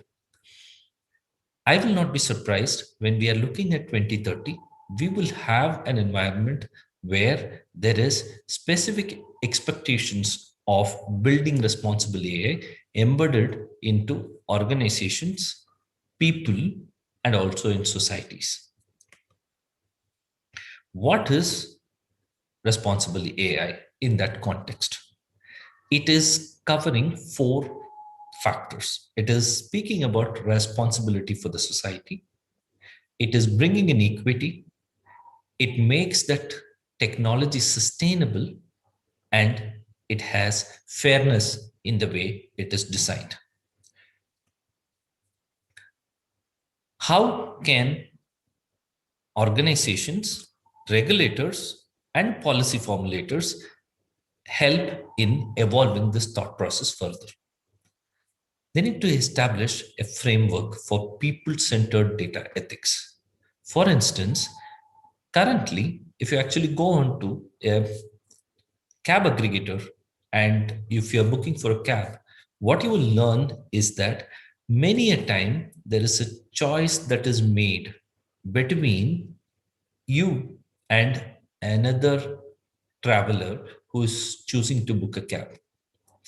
The current cab aggregator applications do not understand the difference between people who are deprived or who are in challenging circumstances in a particular scenario. So for example, if somebody is in a distress environment, there are no options that are available for you to let them know so that you have an option of being picked up by a cab at that particular point in time. So technology that is built needs to have a people-centered data ethics. How is the data used and how is the application built? That's going to be very, very important. Second is encourage research and innovation on social data-driven business models. It is important for developing business models which are associated with social data. So as far as a company, corporation, or a government is looking at leveraging insights from the data that they have of people like you and me, it is also important for them to encourage research and contribute to innovation by using those data for socially relevant projects to a significant or to a certain extent at least. And the third thing, which is more important, is incentivizing businesses which are focusing on data ethics as a quotient. If there are businesses which are built on sustainable development goals and are focused on enabling data ethics, that needs to be incentivized further. My thought process here is to propagate this idea forward with corporations, with government representatives, with educational institutions to enable better access and better responsibility towards data ethics. This is what I had to share. Thank you. Thank you very much, Sunder, to share this very complex topic in very profound way and like shortly. And I mean, the topic is very, very complex and far-reaching and has so much influence on data ethics and on equality and so many, actually, like all the SDGs. So thanks a lot for sharing your thoughts about it. Right now, we have finished our storytelling session with these amazing storytellers. Right now, we are moving to 10 minutes Q&A session. And Ramon will moderate the Q&A session for our storytellers. Please stay with us with your microphones, unmute yourself, and our audience has a lot of questions, honestly. Yes, thank you so much. And also thank you so much as well, storytellers, for your amazing presentations. I've gathered some questions. And the first question is from our first storyteller, Aishatu Gwadabe from African Nlp for SDGs, which is more of a general question. You mentioned SDG 4 on education. Most of students are at home right now facing the lockdown and not are able to go to school. So do you notice that people or young people in general are now more drawn towards the importance of literacy, language, and reading in general? What is your observation on specifically that part? Could you comment on that? Yes, that's a very interesting question. Yeah, I guess people have more time at their hands, so they're reading more, they're engaging more with books. And I guess if you have more time at your hands also, you realize that there's so much more you can learn. And when you look at AI, for instance, I saw another question which could be connected to this as well. The thought about AI and the future of work, the idea that AI might be replacing us, that robots will take over the world and do all our jobs. But if you really look at AI, the only thing that you can know for sure is that it will have a disruptive power. How that will look like, we don't know yet. But we have to look at in which direction this will go. So AI can help us actually do our jobs better. It can help us to augment our capabilities. So for instance, if you look at this pandemic, it has kind of accelerated even the way we can engage with AI. So bringing even more data-driven ideas into places that are maybe more remote, having people finding very creative ways to continue to learn because they can't go to school anymore. So they need a way to engage and to keep learning. So AI is kind of a tool that can help us accomplish that. So I think we have to look at it in a more positive way. It can always have a negative impact, of course, but I think it can help us actually do things better, and it will create new jobs that never existed before. Right, exactly. It's important to keep an open mind. I think that's a great conclusion for that. It was actually my question, so thank you for answering that. The second question is someone from the audience as well. It's for Viktor Anton from Wildlife AI, our second speaker. And the question is from Andreas Hofman. He questions, you mentioned you are using a special type of microphones. Could you please provide some further information on that? It's more like a specific question, but if you can answer it here, that's also great. But you can also send it, I think, to Andreas Hofman if you would elaborate on that. So what type of microphones are you using, basically, for recording? Yeah, so I shared the link with him, but for anyone interested on the use of microphones for wildlife conservation, we are working with Open Acoustics, which is a company based in UK, and they do have different cases for like underwater microphones or hydrophones, and for microphones to put them on really wet environments like forest and other areas. So yeah, there is a lot of improvements on the microphone technology, and yeah, I will redirect the people onto Open Acoustics for that. Right, and he also said that you shared the link with him as well, so that's great to hear. The second question for you is pertaining to partnerships, SDG 17. How important are these for your organization? And could you give us some examples of unique partnerships that you see for a lot of opportunities where AI can be the solution to specific problems in the wildlife area? So partnerships are crucial for us because the idea of our tools is the ultimate users, the people that are doing wildlife conservation on the ground, are the ones that are going to be deciding whether the tool that we build is useful or not. So partnering with them early on is critical to make sure that even if the models are 99% accurate, if the output that they produce is not very useful, or the user interface is not very useful, or it requires internet but they don't have access to internet, then there is not much point on developing that kind of very specific improvements on the AI kind of side of things if the people that are on the ground doing wildlife conservation cannot use those tools ultimately.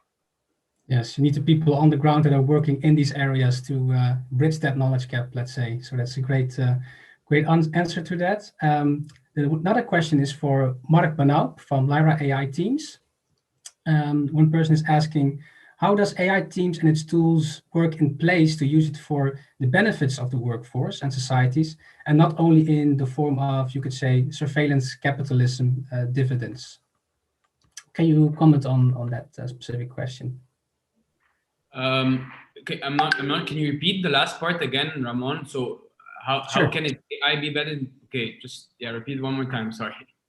How does AI Teams and its tools work in place to use it for the benefits of the working force and societies, and not only in the form of so-called surveillance capitalist dividends in general? Specific benefits on the working force.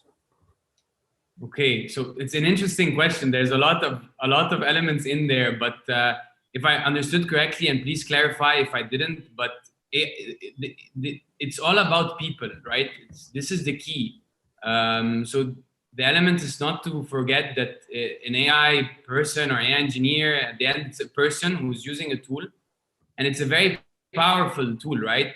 AI is something very powerful. Governments now use it in spying activities, and it's very, it could be very capitalistic. It's all about money, China, like a big book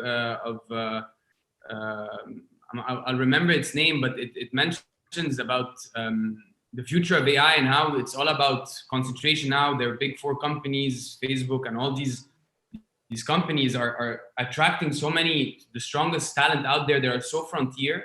And there's a concentration of this talent. So what we're trying to do at Lyra is trying to give access, open access to this pool, these experts, to everyone, and embedding in them the ethos, the values of SDGs, of AI ethics, how to and how to harness this power and engineering mind they have for the good of society and for a better world.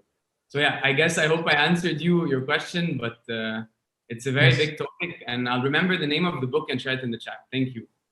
Perfect, thank you. I think Monica Tata, if you have another question, let us know as well, because this question was from her. And I will ask another question to all the presenters. It is undeniable that the presence of AI will significantly impact the worker shortage. It raises the dilemma of using AI to maximize job efficiency with the moral of the other side. How should the law deal with this dilemma? Maybe Sunder Narayanan, I'm not sure that speaking your name right, is focused on ethics on AI. Could you comment on that? I'll take that, Simon. I think it's a very good question. That's exactly what I tried to explain in my presentation also. There are two sides to the story. One is responsibility, and the other one is regulations. The regulations after a point in time will be very, very constraining. For example, if you are asking a particular technology to be fair, they are trying to build rules to demonstrate that it is fair. But demonstration cannot always take care of all exceptional circumstances that come through. For instance, when you're in a typical example, when you're, let's say, applying for, or when you're actually booking a flight ticket in an aggregator site, it pops up and then shares with you seat preferences and then says, this is the seat that you could take. And that could be, and if these seats are chargeable, that could be one of the costliest seat that you can afford. Now, why does that happen? It happens because the algorithms are built to promote a particular objective. That particular objective need not be an objective that is socially embedded. It could be an objective for profit making. And that's when there is a conflict between a business objective and a social objective, regulations cannot solve that problem, because regulations are going to enable businesses to contribute to society. If there is a conflict between these two, regulations are going to be limited in addressing that problem. Hence, it's only responsible behavior and social data business models that can make things different. I hope I answered the question. Yes, especially the part on responsibility. That's the big part of it. And I actually would like to close the Q&A because we're out of time right now. So we're heading towards the break. But before we go into the break, I would like to show you an e-certificate that we give away for people that donate, support, and strengthen our AI4SDGs webinar. So if organizations would like to also collaborate with us on that, I'll share you my screen to show you the certificate, and then we move on to the break, and then we go into the panel discussion, which we have an interesting lineup for you. So I think you can see my screen. So we're gladly announcing that in our next webinar series in June, we will share an official ambassador e-certificate to all people who donate to our AI4SDGs webinar, or organizations that would like to support our webinar as well. So their logo could be on the certificate, and we will explain everything why these people deserve these certificates, so we can jump on a call on that.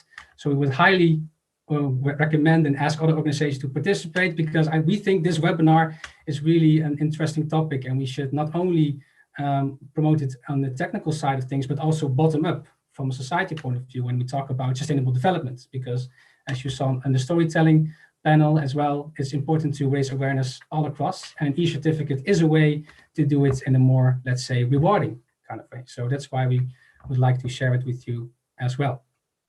And Anna, could you now take over, because I think we have a break. Yeah. But if you have anything else to say, then of course. Thanks once again to the audience for their questions, and of course storytellers once again for presenting their stories, and also Ramon for presenting the e-certificate for ambassadors. Yeah, it's very important for us actually to get the support. We had supporters. I have to name UNDP and the UNAP, United Nations Environment Program.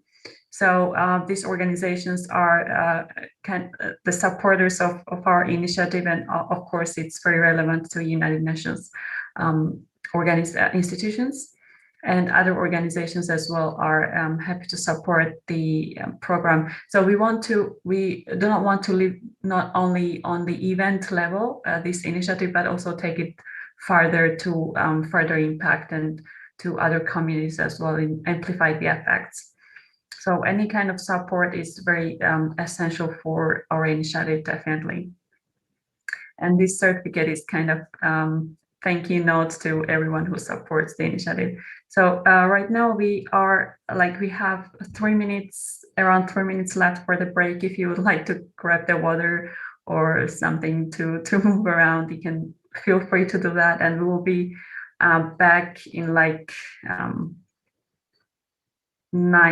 8:40.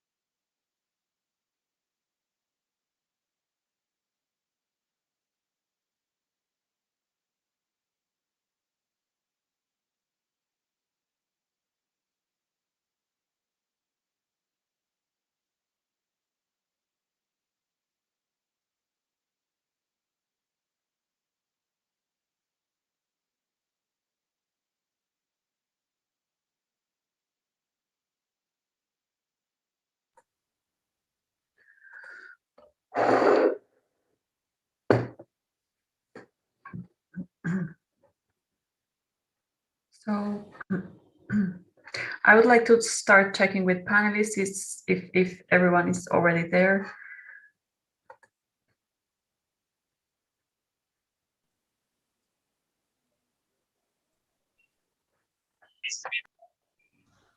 Yes, Anna, we're here. I'm here. Great. Francesca is here. Hello. I see. Who? Hello. Hi, Ariana. Great to see you again. Hello. Is Francesca also here, right? Yeah. Great. Hi, thanks for joining today. And Daniela also, right? Yeah. Just one sec.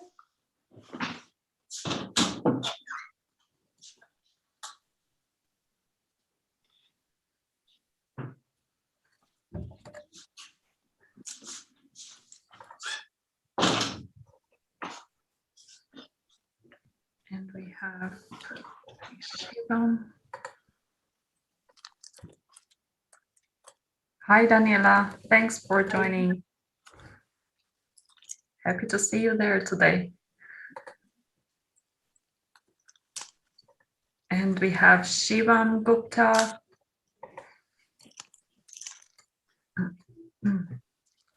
Hi, everyone. Hi, thanks for being here. Hello. Hello. Hi, everyone. And Eller is also here, right? Yeah, I'm here. Everyone. Great.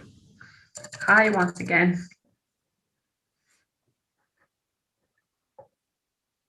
So I think we can move on with the panel. Ramon? Definitely. Welcome, panelists. Thank you all for joining us on this great day on sharing knowledge on AI and SDGs. I will first introduce each panelist with their bio and what they do, so everyone has an image and know what exactly Experts is about. So the first panelist is Daniela Tulone. She is a computer scientist and entrepreneur whose work blends digital and business innovation to design innovative solutions for sustainability challenges.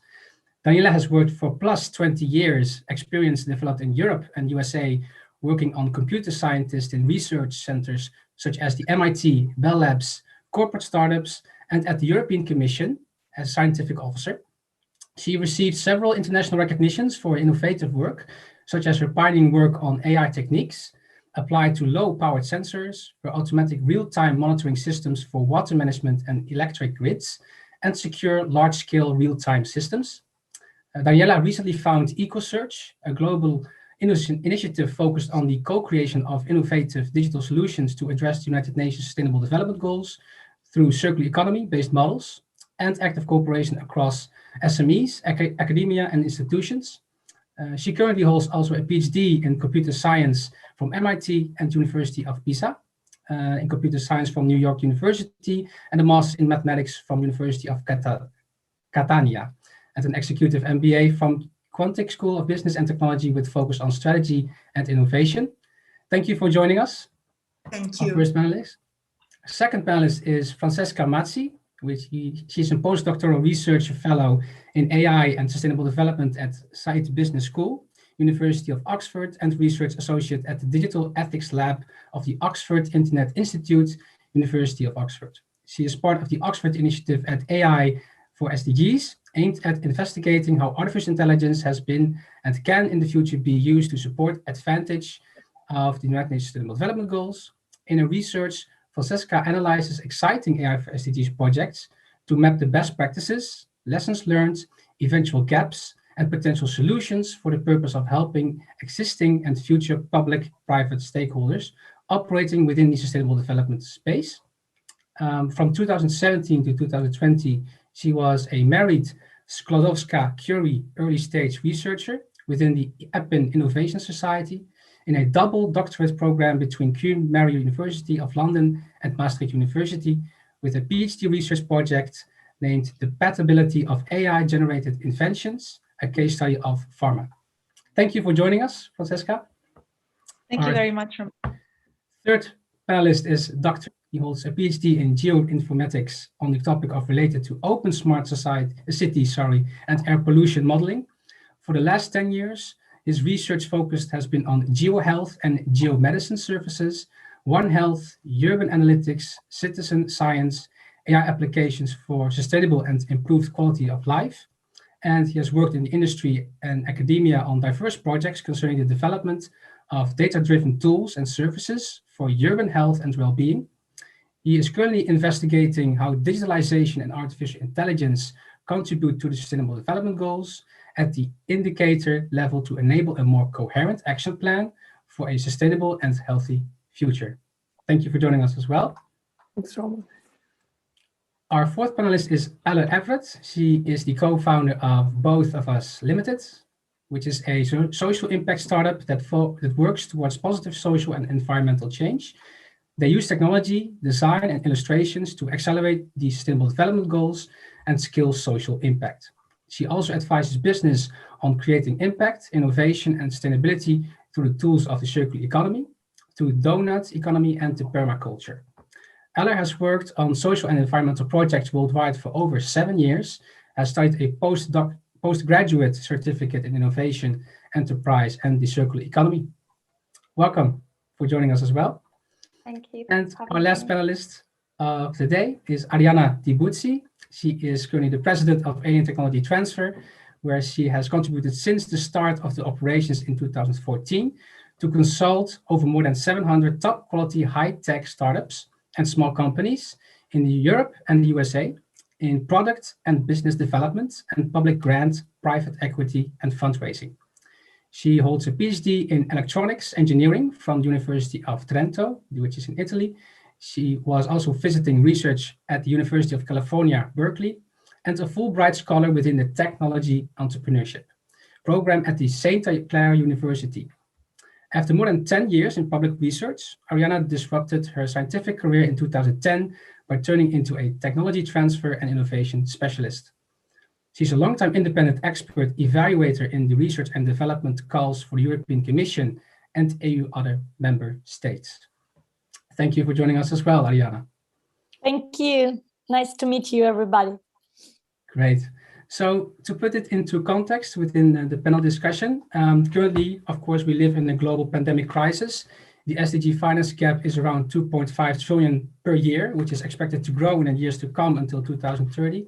At the same time, also opportunities arise. For example, raising awareness about the SDGs, efficient use of policies, transform digitally, and long-term investment, stimulated of more innovation, etc. So Anna, can you share with us the first question for our wonderful panelists? Sure, let's move with the questions. And we would like to start basically with a state of the art of the research, because the AI is definitely a very new technology.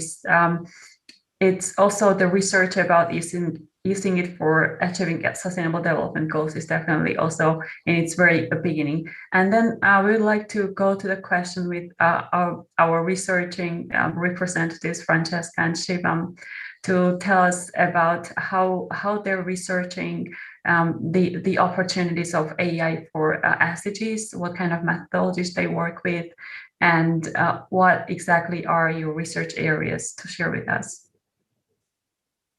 Thank you. Probably Francesca. Thank you, Anna.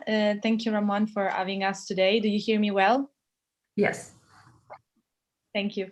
So as part of the Oxford Initiative on AI for SDGs, we have, first of all, created a database of projects. So such database was created 1 year ago, and to collect and examine existing projects that tackle SDGs. So the collection of projects was based on 5 criteria.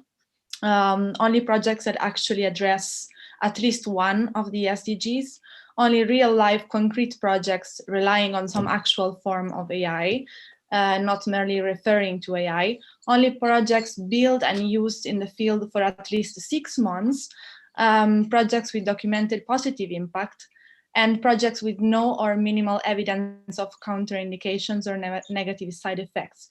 So with this criteria, we built this database that has more than 80 projects applied worldwide, that from all over the world. And what we are doing now is examining, for example, the gaps and discrepancies between the goals. So we have goal number 3, for example, good health and well-being. That is one that has the highest, the one that has the highest number of projects. And there are other goals, such as partnership for the goals that has a relatively low number of projects. However, we must say that overall it's very promising, because there's no goal that has no project. So there is at least one project for each goal, for every goal. And I would say that it is often not a matter of what it cannot be done, but a matter of what has not been done yet. So we are trying to help and to incentivize future projects by analyzing the experience of the current projects. For example, mapping best practices and lessons learned. So I would say that the next step in the research, the state of the art where we are now, is exactly this. So we are trying to understand what are the successful process that these projects used, and what are the good practices that can be used for existing and future projects. And also I would like to add that this database is a living database, so it's open. Projects can be submitted, and I can share the link here on the chat as well. Please, yes. That would be great. Thanks. Yeah, I'm for so long following the Oxford's work and the database. There are really a lot of projects. That's where actually I'm kind of finding the storytellers also to invite to the panel to our event. So that's a great database. Please, Shivam, also if you could share your research experience. Sure. Yeah. Thanks for inviting Ramon, and thanks, Francesca, for already making this whole stage set for me to talk about, because I mean, we are exactly doing the same work. So you see at the back, it's Digitainable, and that's exactly the project which we are hosting in Bonn Alliance in Bonn.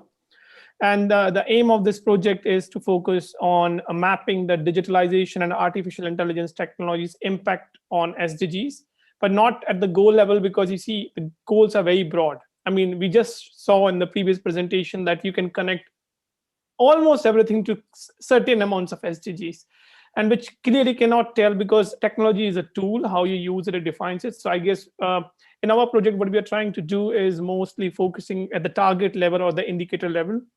So how technology is used for achieving the particular target, rather than just talking, yeah, it connects to this goal, yes, but is it able to do the proper job or the target done or not? So we are mapping those things, and that's kind of what we have been doing since 2019. We started in July 2019 with this particular project.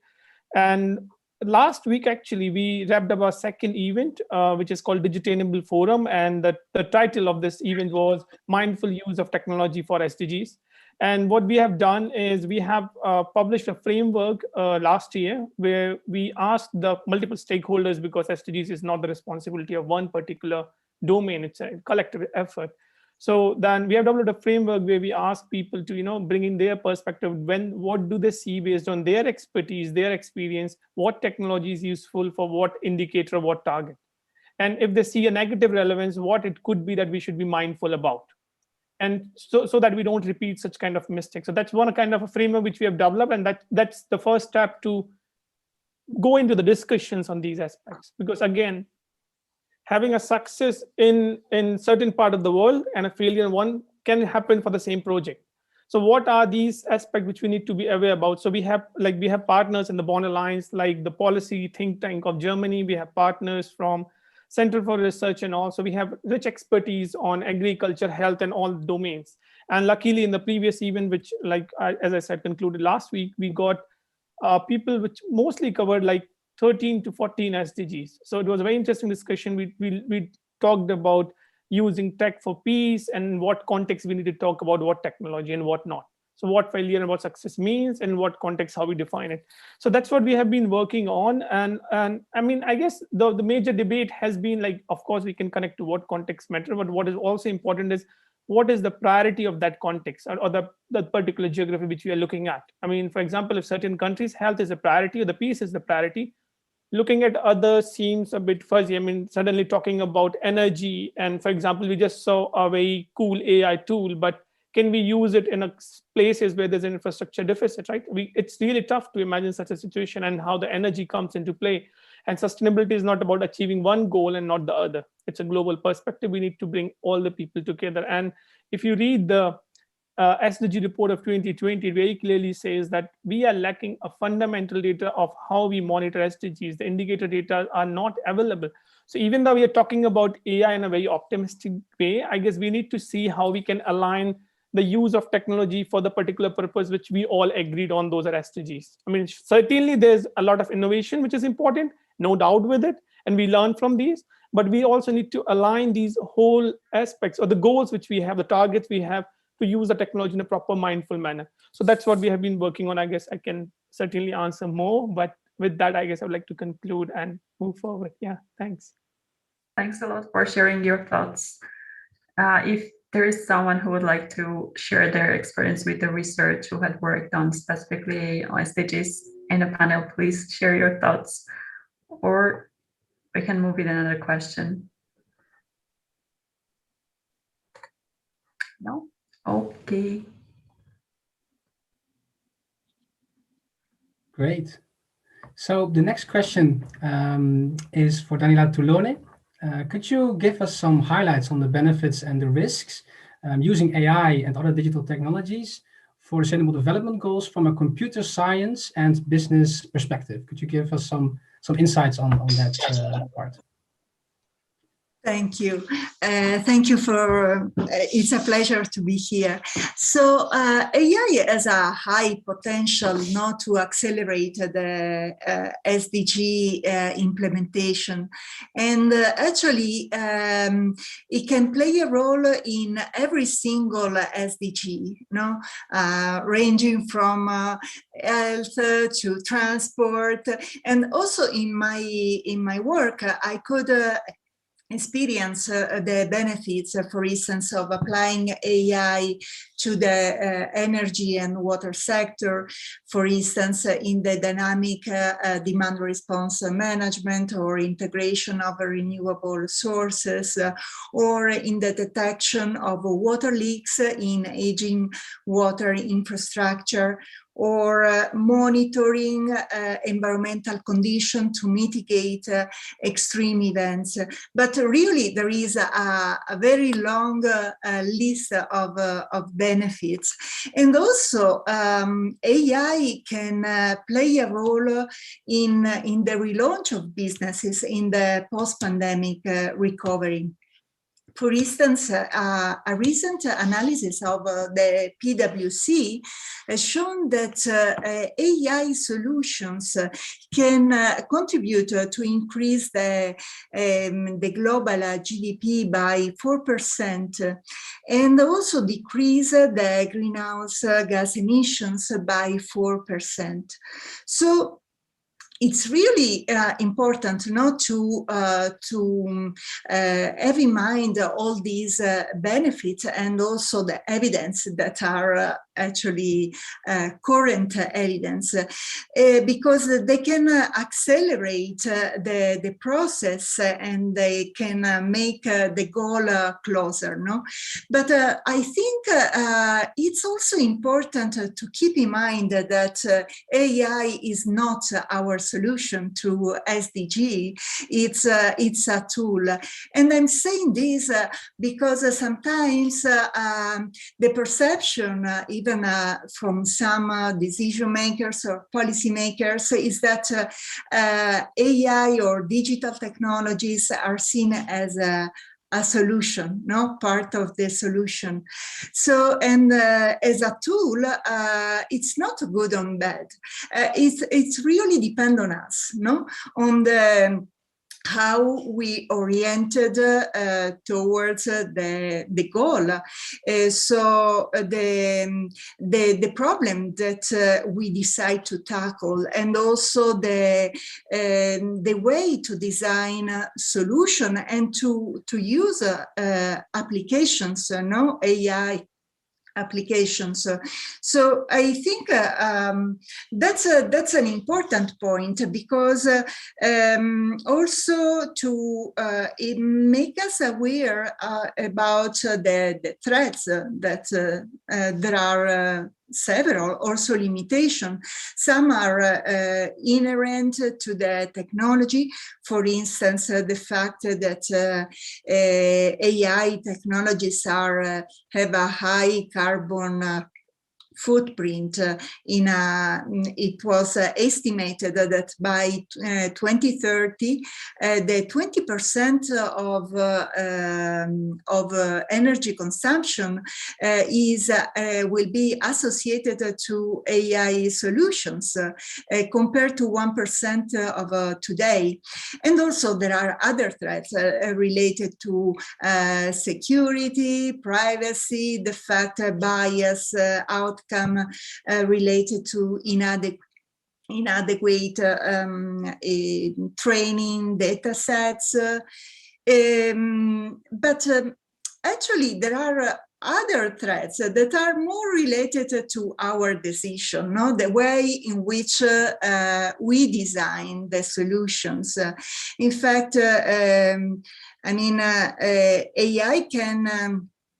can also increase inequalities and discrimination. We heard also about something about in the news, and regarding the facial recognition, and also lead to a lack of diversity that could lead also to manipulation and the polarization of content and so on. So I think that my main concern is that I'm concerned that we continue the trend of developing application based on driven by revenues, not only, and not by revenue plus impact. So I think this is an important shift that we need to do, and it involves a mindset shift that regards everybody. So right, it all starts in the mind. Yes, I can highly agree with that. Anna, would you like to share us the next question? Yeah, sure. Thanks a lot, Daniela, for sharing your thoughts. I also definitely agree with your thoughts as well. And I think the next question is a very important thing about discussing and also like trying to contribute to SDGs with AIs is then comes like funding schemes and opportunities, and how organizations, different international organizations, are concerned with that. So this question would go to Ariana, who has this experience about fundings and how European Union or other international organizations are allocating their efforts to SDGs. Yes, sure. This is always a very important item. So the fundraising is key and is normally the most suffered, challenged among the innovative companies and also for researchers.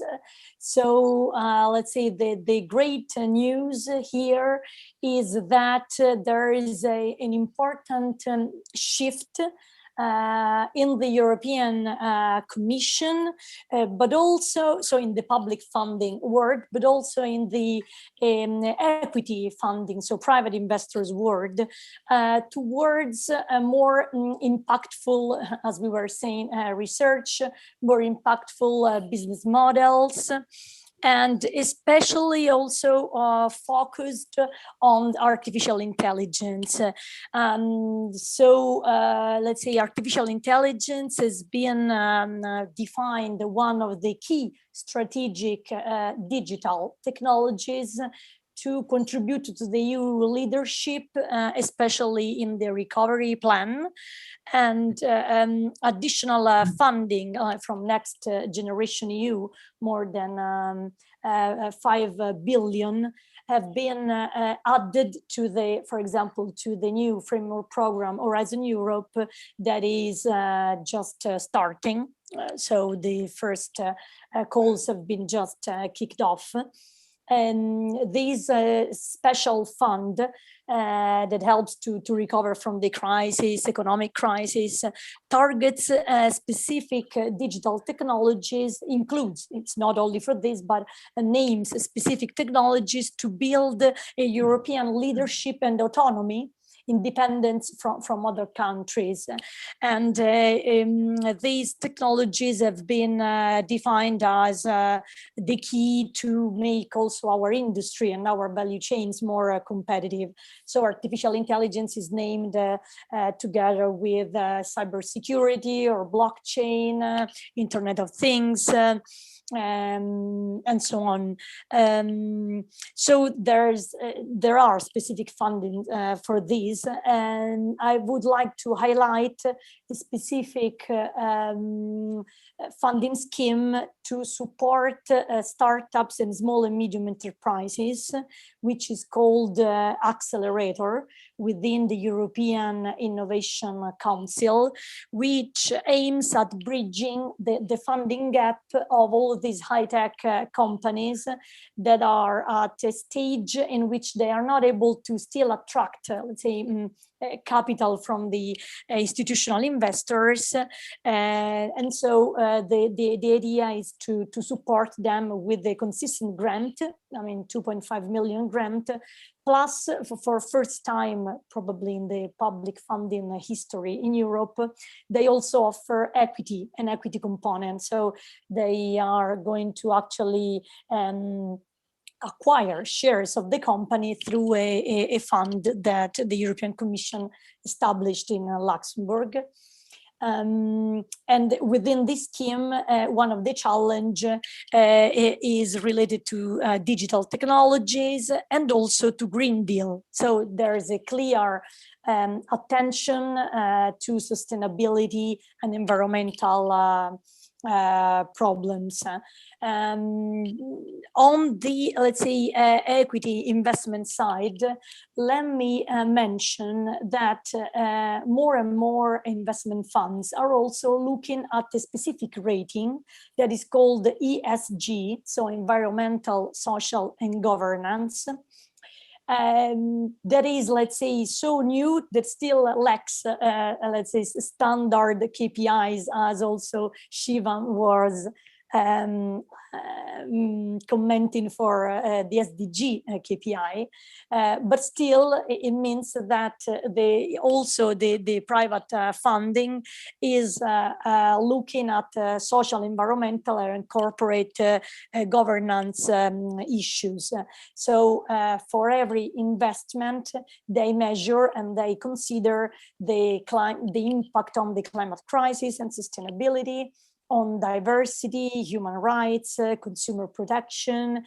And in terms of governance, they also look at the governance of the company, so at the management structure, the employee relations, and this is really growing. So at the end of 2020, globally, these type of, let's say, sustainable investment funds held 1.7 trillion in assets.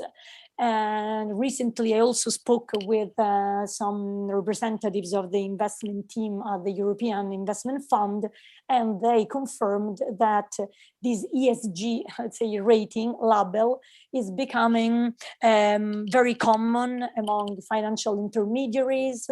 So I really see a shift also happening, let's say, in the funding and in the business world towards the construction of new business model, let's say, on values that are not only higher productivity, higher efficiency, cost saving, but actually impact on having also higher dignity for human people, or a higher quality of life.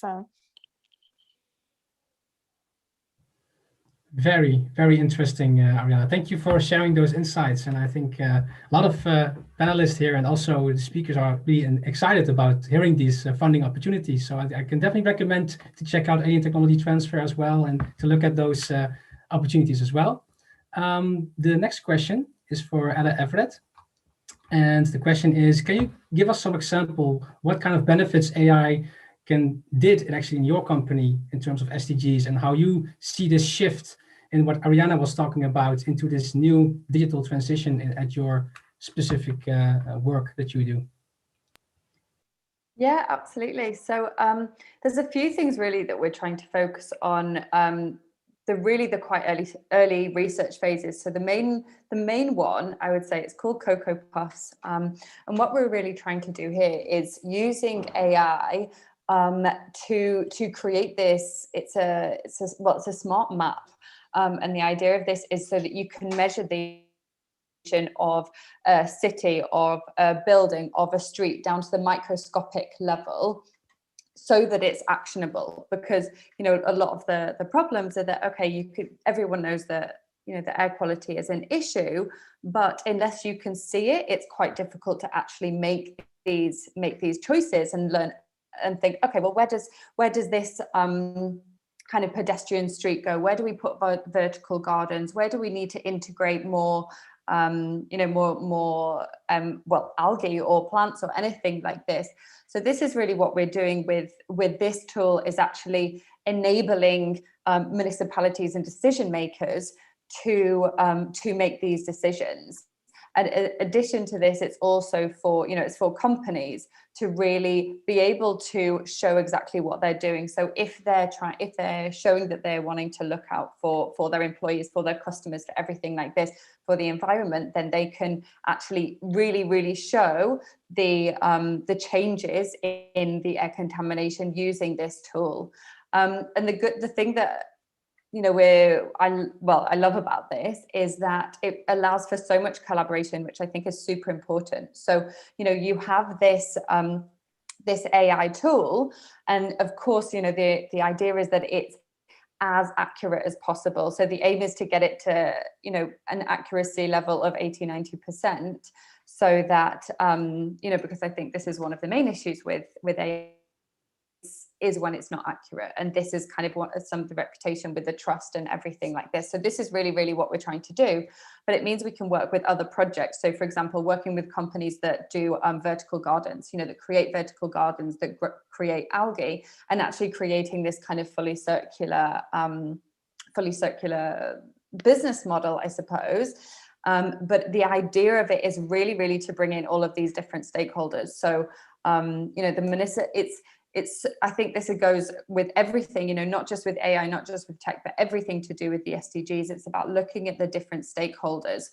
So looking at, the customers or the citizens of a place, up to the municipalities and the decision makers. So really trying to involve all of these. So this is one of our kind of main projects that we're working on. Another one is actually focusing more on crime mapping. So we love to use it for kind of pattern recognition. Love finding patterns. So with this, we're in the early research stage, and we're really trying to look at, okay, how can we map the patterns of crime? So where does it happen? At what time? Could it be in what street it is, in order for the cities to make the right decisions in, okay, this is something that maybe needs protecting, or this is maybe somewhere where there's more security and stuff like this. So this is, again, something that we're trying to do with that.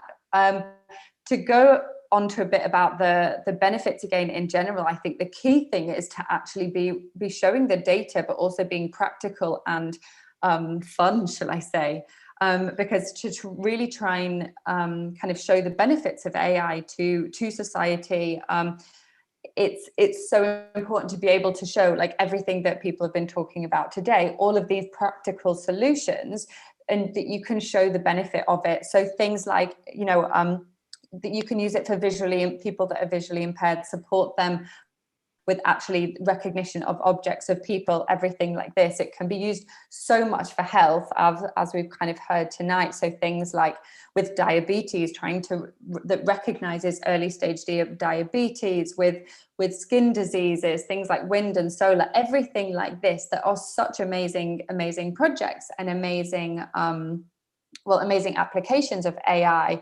But it really needs to be practical, I think, because a lot of the brilliant technical geniuses, it's really to find this bridge, shall I say, so that people that maybe have no idea what it is, as I think a lot of people don't, but to really understand the practical applications of it and how it can change the lives of everyone, locally and globally, and really help accelerate the SDGs. And I think that someone was saying as well, it's about it's actually about this is not necessarily the whole solution, but it's about actually enabling us to reach these SDGs and accelerating it. So it's not getting rid of the need for people and for human work, but it's about really supporting this, I think. Thanks a lot, Eller, for sharing your thoughts and experiences. The next question that I wanted to give to all the participants, actually panelists, you have already kind of touched with your thoughts. So basically, that was about partnerships for achieving SDGs. How is your experience actually? How you collaborate with other organizations outside your own organization? How your partnerships work? Probably I could start with Daniela, because her work actually focuses on exceptionally partnerships. She works with EcoSearch on like how to collaborate among businesses, academia, and institutions. And what do you think? How can help steer AI towards SDGs advancements based on your experience with EcoSearch? And I would also like to go with this question very briefly with all the participants of the panelists. Okay, thank you.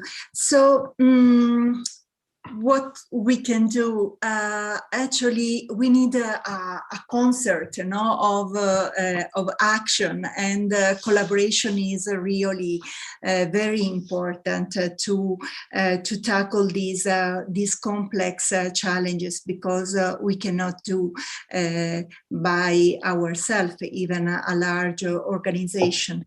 And so before I mention mindset shift, that is this concert of action should reflect this different approach that has at the core the collaboration. So we should move from the competition paradigm to the collaborative paradigm. Also because the benefits that we can gain by collaborating, by implementing cross-sector collaboration is actually much is greater than trying to actually compete with the others. So from one side, I think that this is an important step, collaboration, and the other side is how to shift from the revenue plus impact model, and how to make all of these things attractive, from the business viewpoint, from the research viewpoint. Because actually all of these challenges have lots of business and scientific opportunities. So we need actually to change this approach. And sometimes when I don't like very much when I hear about AI for good, because it looks like in a contrast with the normal AI, while actually AI it's normal that, researcher, innovator develop solutions that address social and our challenges. No, it should be the baseline. So I think that really we need to disseminate, not to spread these attractiveness, towards these new challenges. And in any department of the universities or business or investors, because there are still some stereotype. And so I think that this is this change of mindset shift should be done in concert with policymakers, so through regulation and incentivization. And how can we incentivize business or project with a high social and environmental impact? I think this can be done if we have some clear KPI that are simple to compute and that are very easy to understand by SMEs or people that are not expert, and also that can facilitate the work of, let's say, of consumers. So because there are many people that actually want to give credit to business or products that are sustainable, but it's not clear, which one is more sustainable when we go, I don't know, to do the grocery or when we do some shopping. So I think KPI is important, and also the support of SMEs, because there is little attention to SMEs in general, but they represent the vast majority of the businesses, and actually they have little resources, and capacity, of course. So I think that it's really important to show them the opportunities that are hidden behind these sustainability issues, and also help them engage in co-creation projects. So basically, this is what we are doing at EcoSurge. EcoSurge is basically a co-creation lab, so focus on the creation of new digital solutions to address sustainability issues, and to facilitate, help SMEs in engaging in sustainability, in this transition, by attracting them. And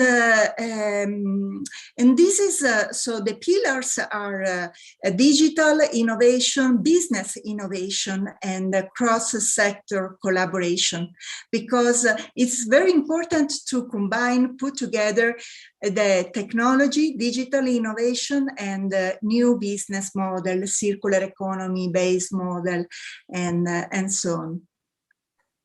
Thanks a lot, Daniela, for sharing your comprehensive thoughts about your work. Probably we can move with Francesca to share what you think about partnerships for SDGs and AI. Thank you, Anna. Well, first of all, I would like to say that Daniela really touched two very crucial points, I think. The first one is about the fact that we need to have something like a concert. I really like the metaphor. We need to have both a bottom-up and a top-down approach. We do need to focus on concentrating the energies together, and there is a need. The second element that I really liked of her intervention is the need for a mind change of mindset. Yes, I believe that in a way, we all make a difference. So if I think about this event, which is great again, and thank you for having us today, I guess the way we can communicate and find people working in our field through LinkedIn, for example, or new technologies is incredible. So even at a very personal level, each and every individual that is working on that can already do a lot by communicating and connect with people working on that and promoting this. Communication is a big way, I think, to promote AI for SDGs on one side. On the other hand, I read the question from the chat that I think it's quite relevant here. So someone asked, Ella asked, who keeps an eye on AI? Is there an international organization that controls the ethics of AI?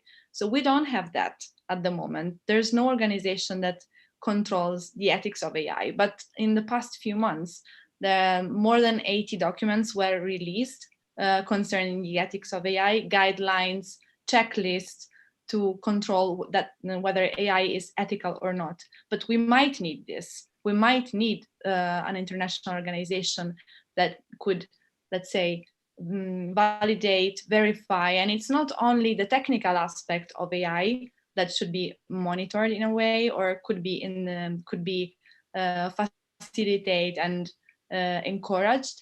I guess one important aspect is the role of the public sector as well. Of course, as I said, each and everyone has a role, but obviously, I guess the regulatory action would be desirable to an extent. Also, because maybe I'm biased because I come from an intellectual property background, so I've worked on patent law for a long time. But if I think about that, why do we have a patent system? Is that because at the beginning we considered that it was socially desirable to have a system that incentivizes innovation. So now we know that we need, as a species and inhabitants of the planet, that we need to incentivize a specific kind of innovation, that we all want to incentivize that. So why don't we just try to direct this as well and incentivize this as well? I think, as I said, I think it's a bottom-up and top-down approach. We do need both of them. Thank you. I absolutely agree with you, Francesca, as well. Definitely, it's very important to think about, at least about some central international body who will take care of some ethical issues, just like at some time United Nations was created to protect the human rights across the globe. So probably in the future we will discuss something like that for artificial intelligence specifically. That would be really good. Yeah. So I would like to move with the same question about partnerships with Shivam. Sure, I guess certainly I can just echo both the previous speakers I guess they have already summed up the whole context, but I just like to add my personal experience. I guess luckily we have this opportunity here. So what we do in the project is also we bring all the stakeholders together. So I mean, in the last event also we had experts from policy, from industry, from academia, freelancers, and small SMEs, big tech companies. So we had a very rich mix, and they presented their work, and then we give them an assessment of, okay, now connect these things to the targets of the SDG. So then when all the people come together, they find, okay, what is the connection point for them to join the forces, and what are things which they need to be careful about. Now, what they need to govern, who need to take responsibility about, and that's what the debate was all about. So as I said before, this 1.5 years now is what has been about creating more the debate about, aligning the whole context of using AI and digitalization for the SDGs and not beyond. Yeah. Anyways, if you say someone, can you say in journal that you're serving particular SDGs? It's too broad to answer, and the answer is yes. Certainly one SDG you will find which connects, but when we go at the target level, it's tough to judge. So certainly, I guess that's been a lucky opportunity for us. And we also got in touch with certain SMEs who want to map these things. And as they say, now they are looking from the context. And as Daniela already pointed out, we need to change the mindset of the people. So they need to be aware about ethics. They need to be mindful about the aspects they are focusing on, the environmental impact of blockchain to, AI and ethics aspect, and AI for peace and these contexts. So I guess the change is there, even like in the Germany, I can tell people are looking in those dimensions, and certainly it provides us with the opportunity to have these kind of forums. And thanks for inviting for such an interesting event, which triggers these debates and let the mindset change for a larger crowd to focus and work together on these goals. And as the SDG and Agenda 2030 says, like leaving no one behind. So we need to work in cooperations to figure out and solve the problems which we all are facing. Thanks a lot, Shivan, for sharing your thoughts. And I think Eller also would have some thoughts to share about, probably mostly focused on your experience, how like kind of mostly sharing best practice examples or experience, how partnerships has worked for you and your aims to achieve SDGs.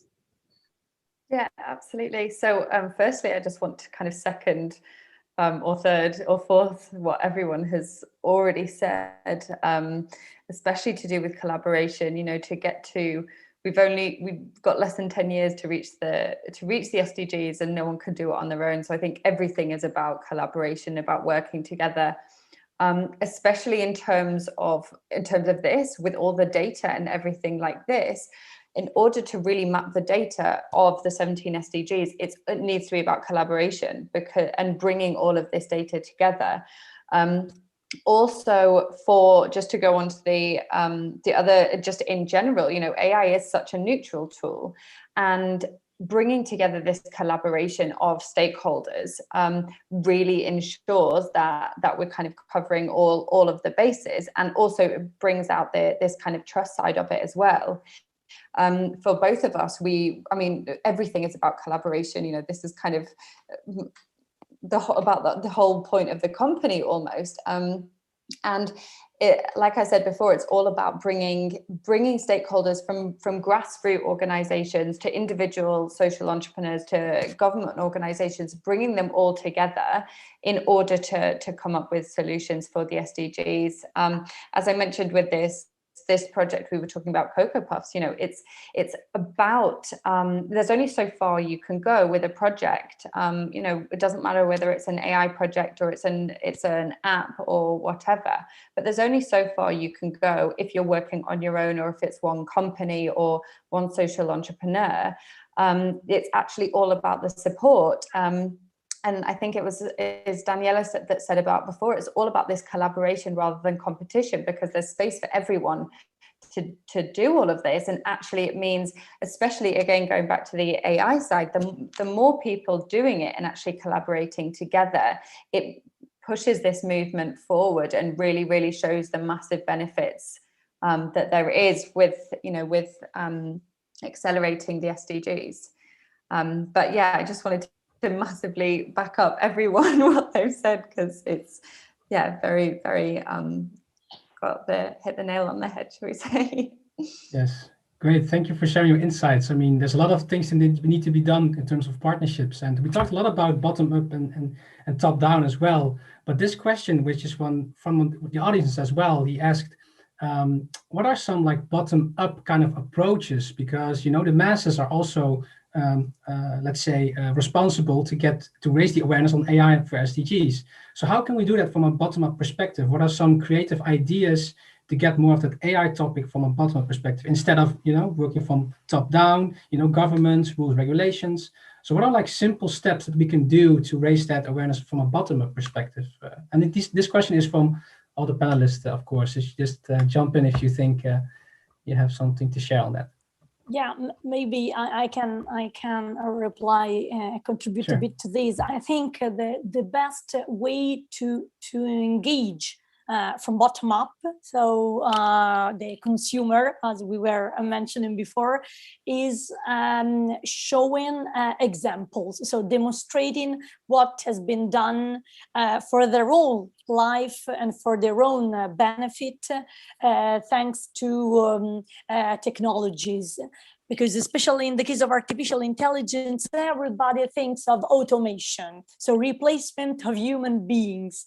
Okay, it's partially this, but it's also predictions, capacity of prediction, so of prevention of diseases, accidents, so it's for safety, and it's also especially personalization.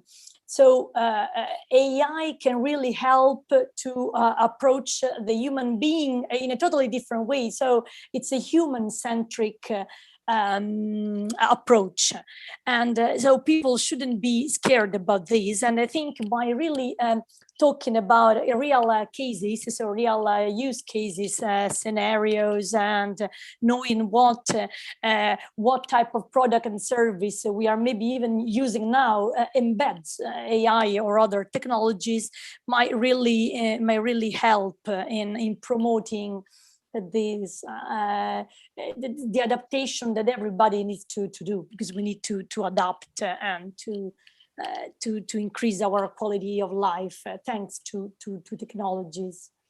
Exactly. I like the fact that you mentioned personalization, because I think that is a great part of what we should do from a bottom-up perspective.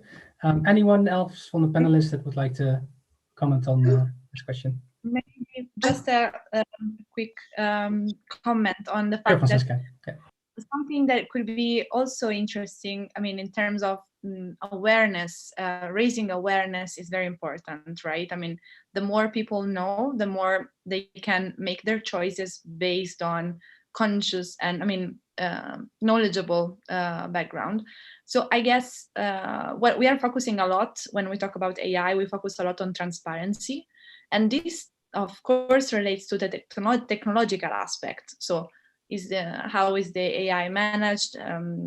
Whether the AI, I mean, is a black box, so to what extent the human validates the output and so on. But then it also, in a way, when we talk about the ethics of AI and how AI is used, is connected to the use of the, for example, of the business. So then it can lead to a transparency of that, to an increase of transparency of the business that might well try to, let's say, we can also try to raise the awareness in terms of having more aware consumers, and more aware consumers mean more interest in the mission statement of the business, and more awareness that can facilitate and it can encourage consumer preferences towards businesses that actually have a sustainable aim. Absolutely, Francesca. I honestly actually very recently wrote some kind of blog similar to that very topic. Transparency is not only about technical things, but mostly more of public and business level. Thanks a lot for sharing. I totally agree. I would like to add something about the collaboration and the experience, some experience, I mean, from EcoSurge. So actually, especially in this period now of a pandemic, in which SMEs, but all the companies now are having a hard time, collaboration is actually can play a special role in terms, for instance, of cost reduction, in terms of combining the different resources, competences to make to increase the competitiveness of their product or services. But clearly, all of this it's not easy. It's a process. Also because it requires an open mind, and especially when. I mean, the partners come from different communities. It's not straightforward, to find immediately to understand.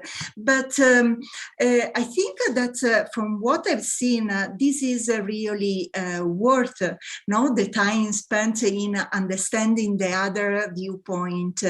And I think that that can make the difference and can really make that product or service competitive.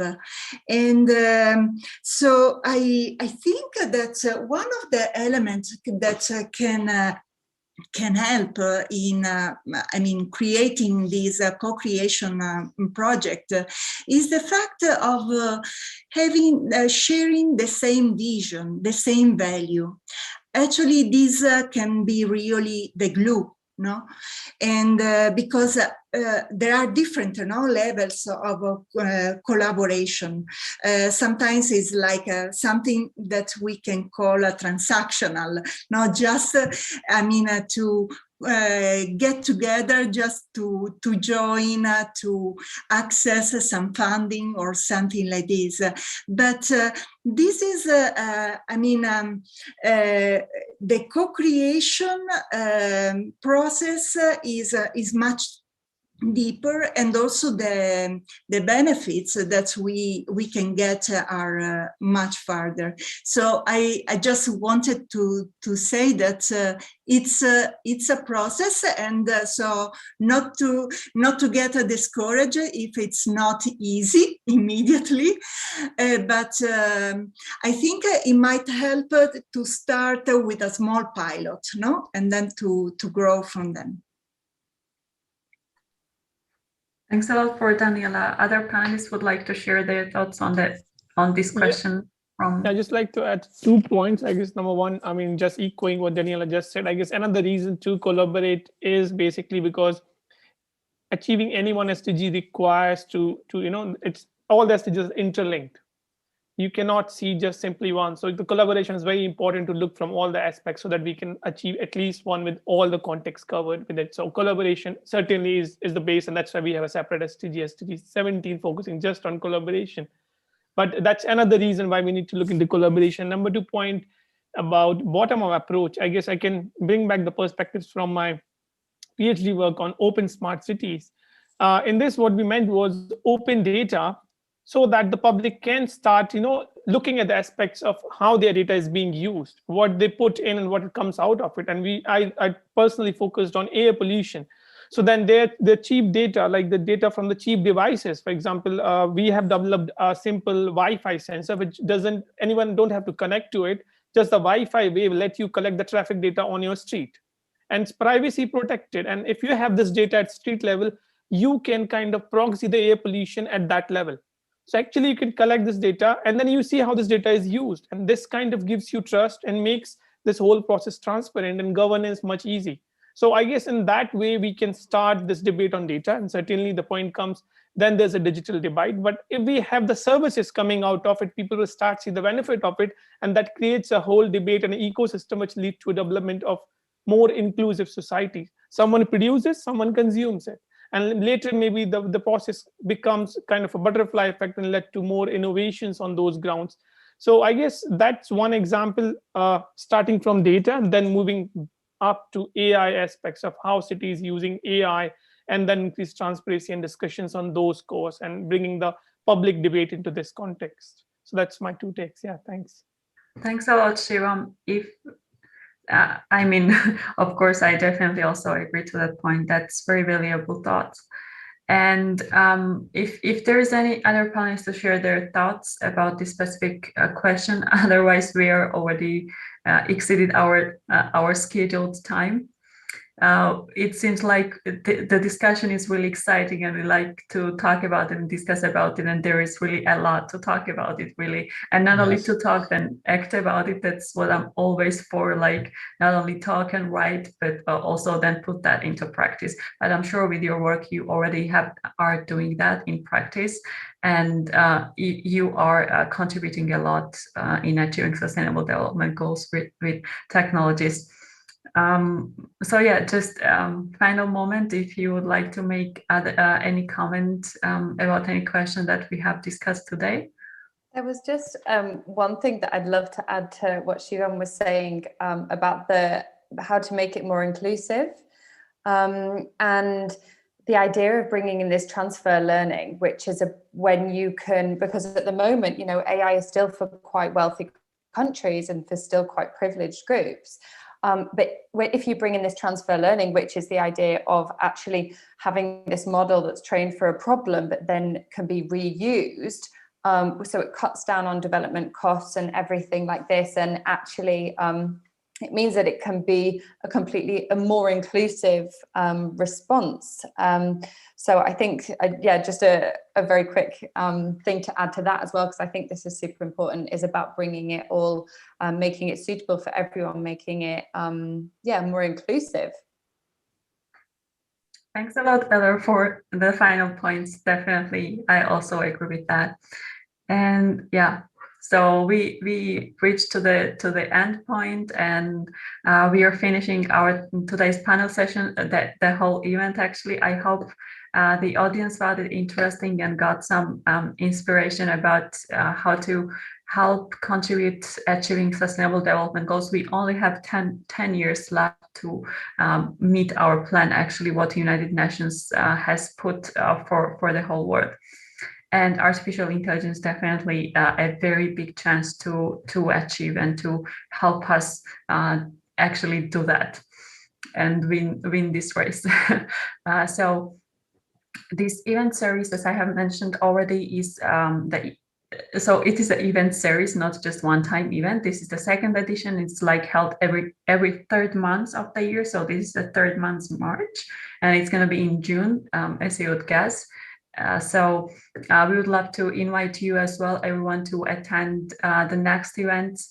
And also, if you'd like to collaborate with us on the organizational level, please reach out to us via LinkedIn or via email. I will put also my LinkedIn contact here.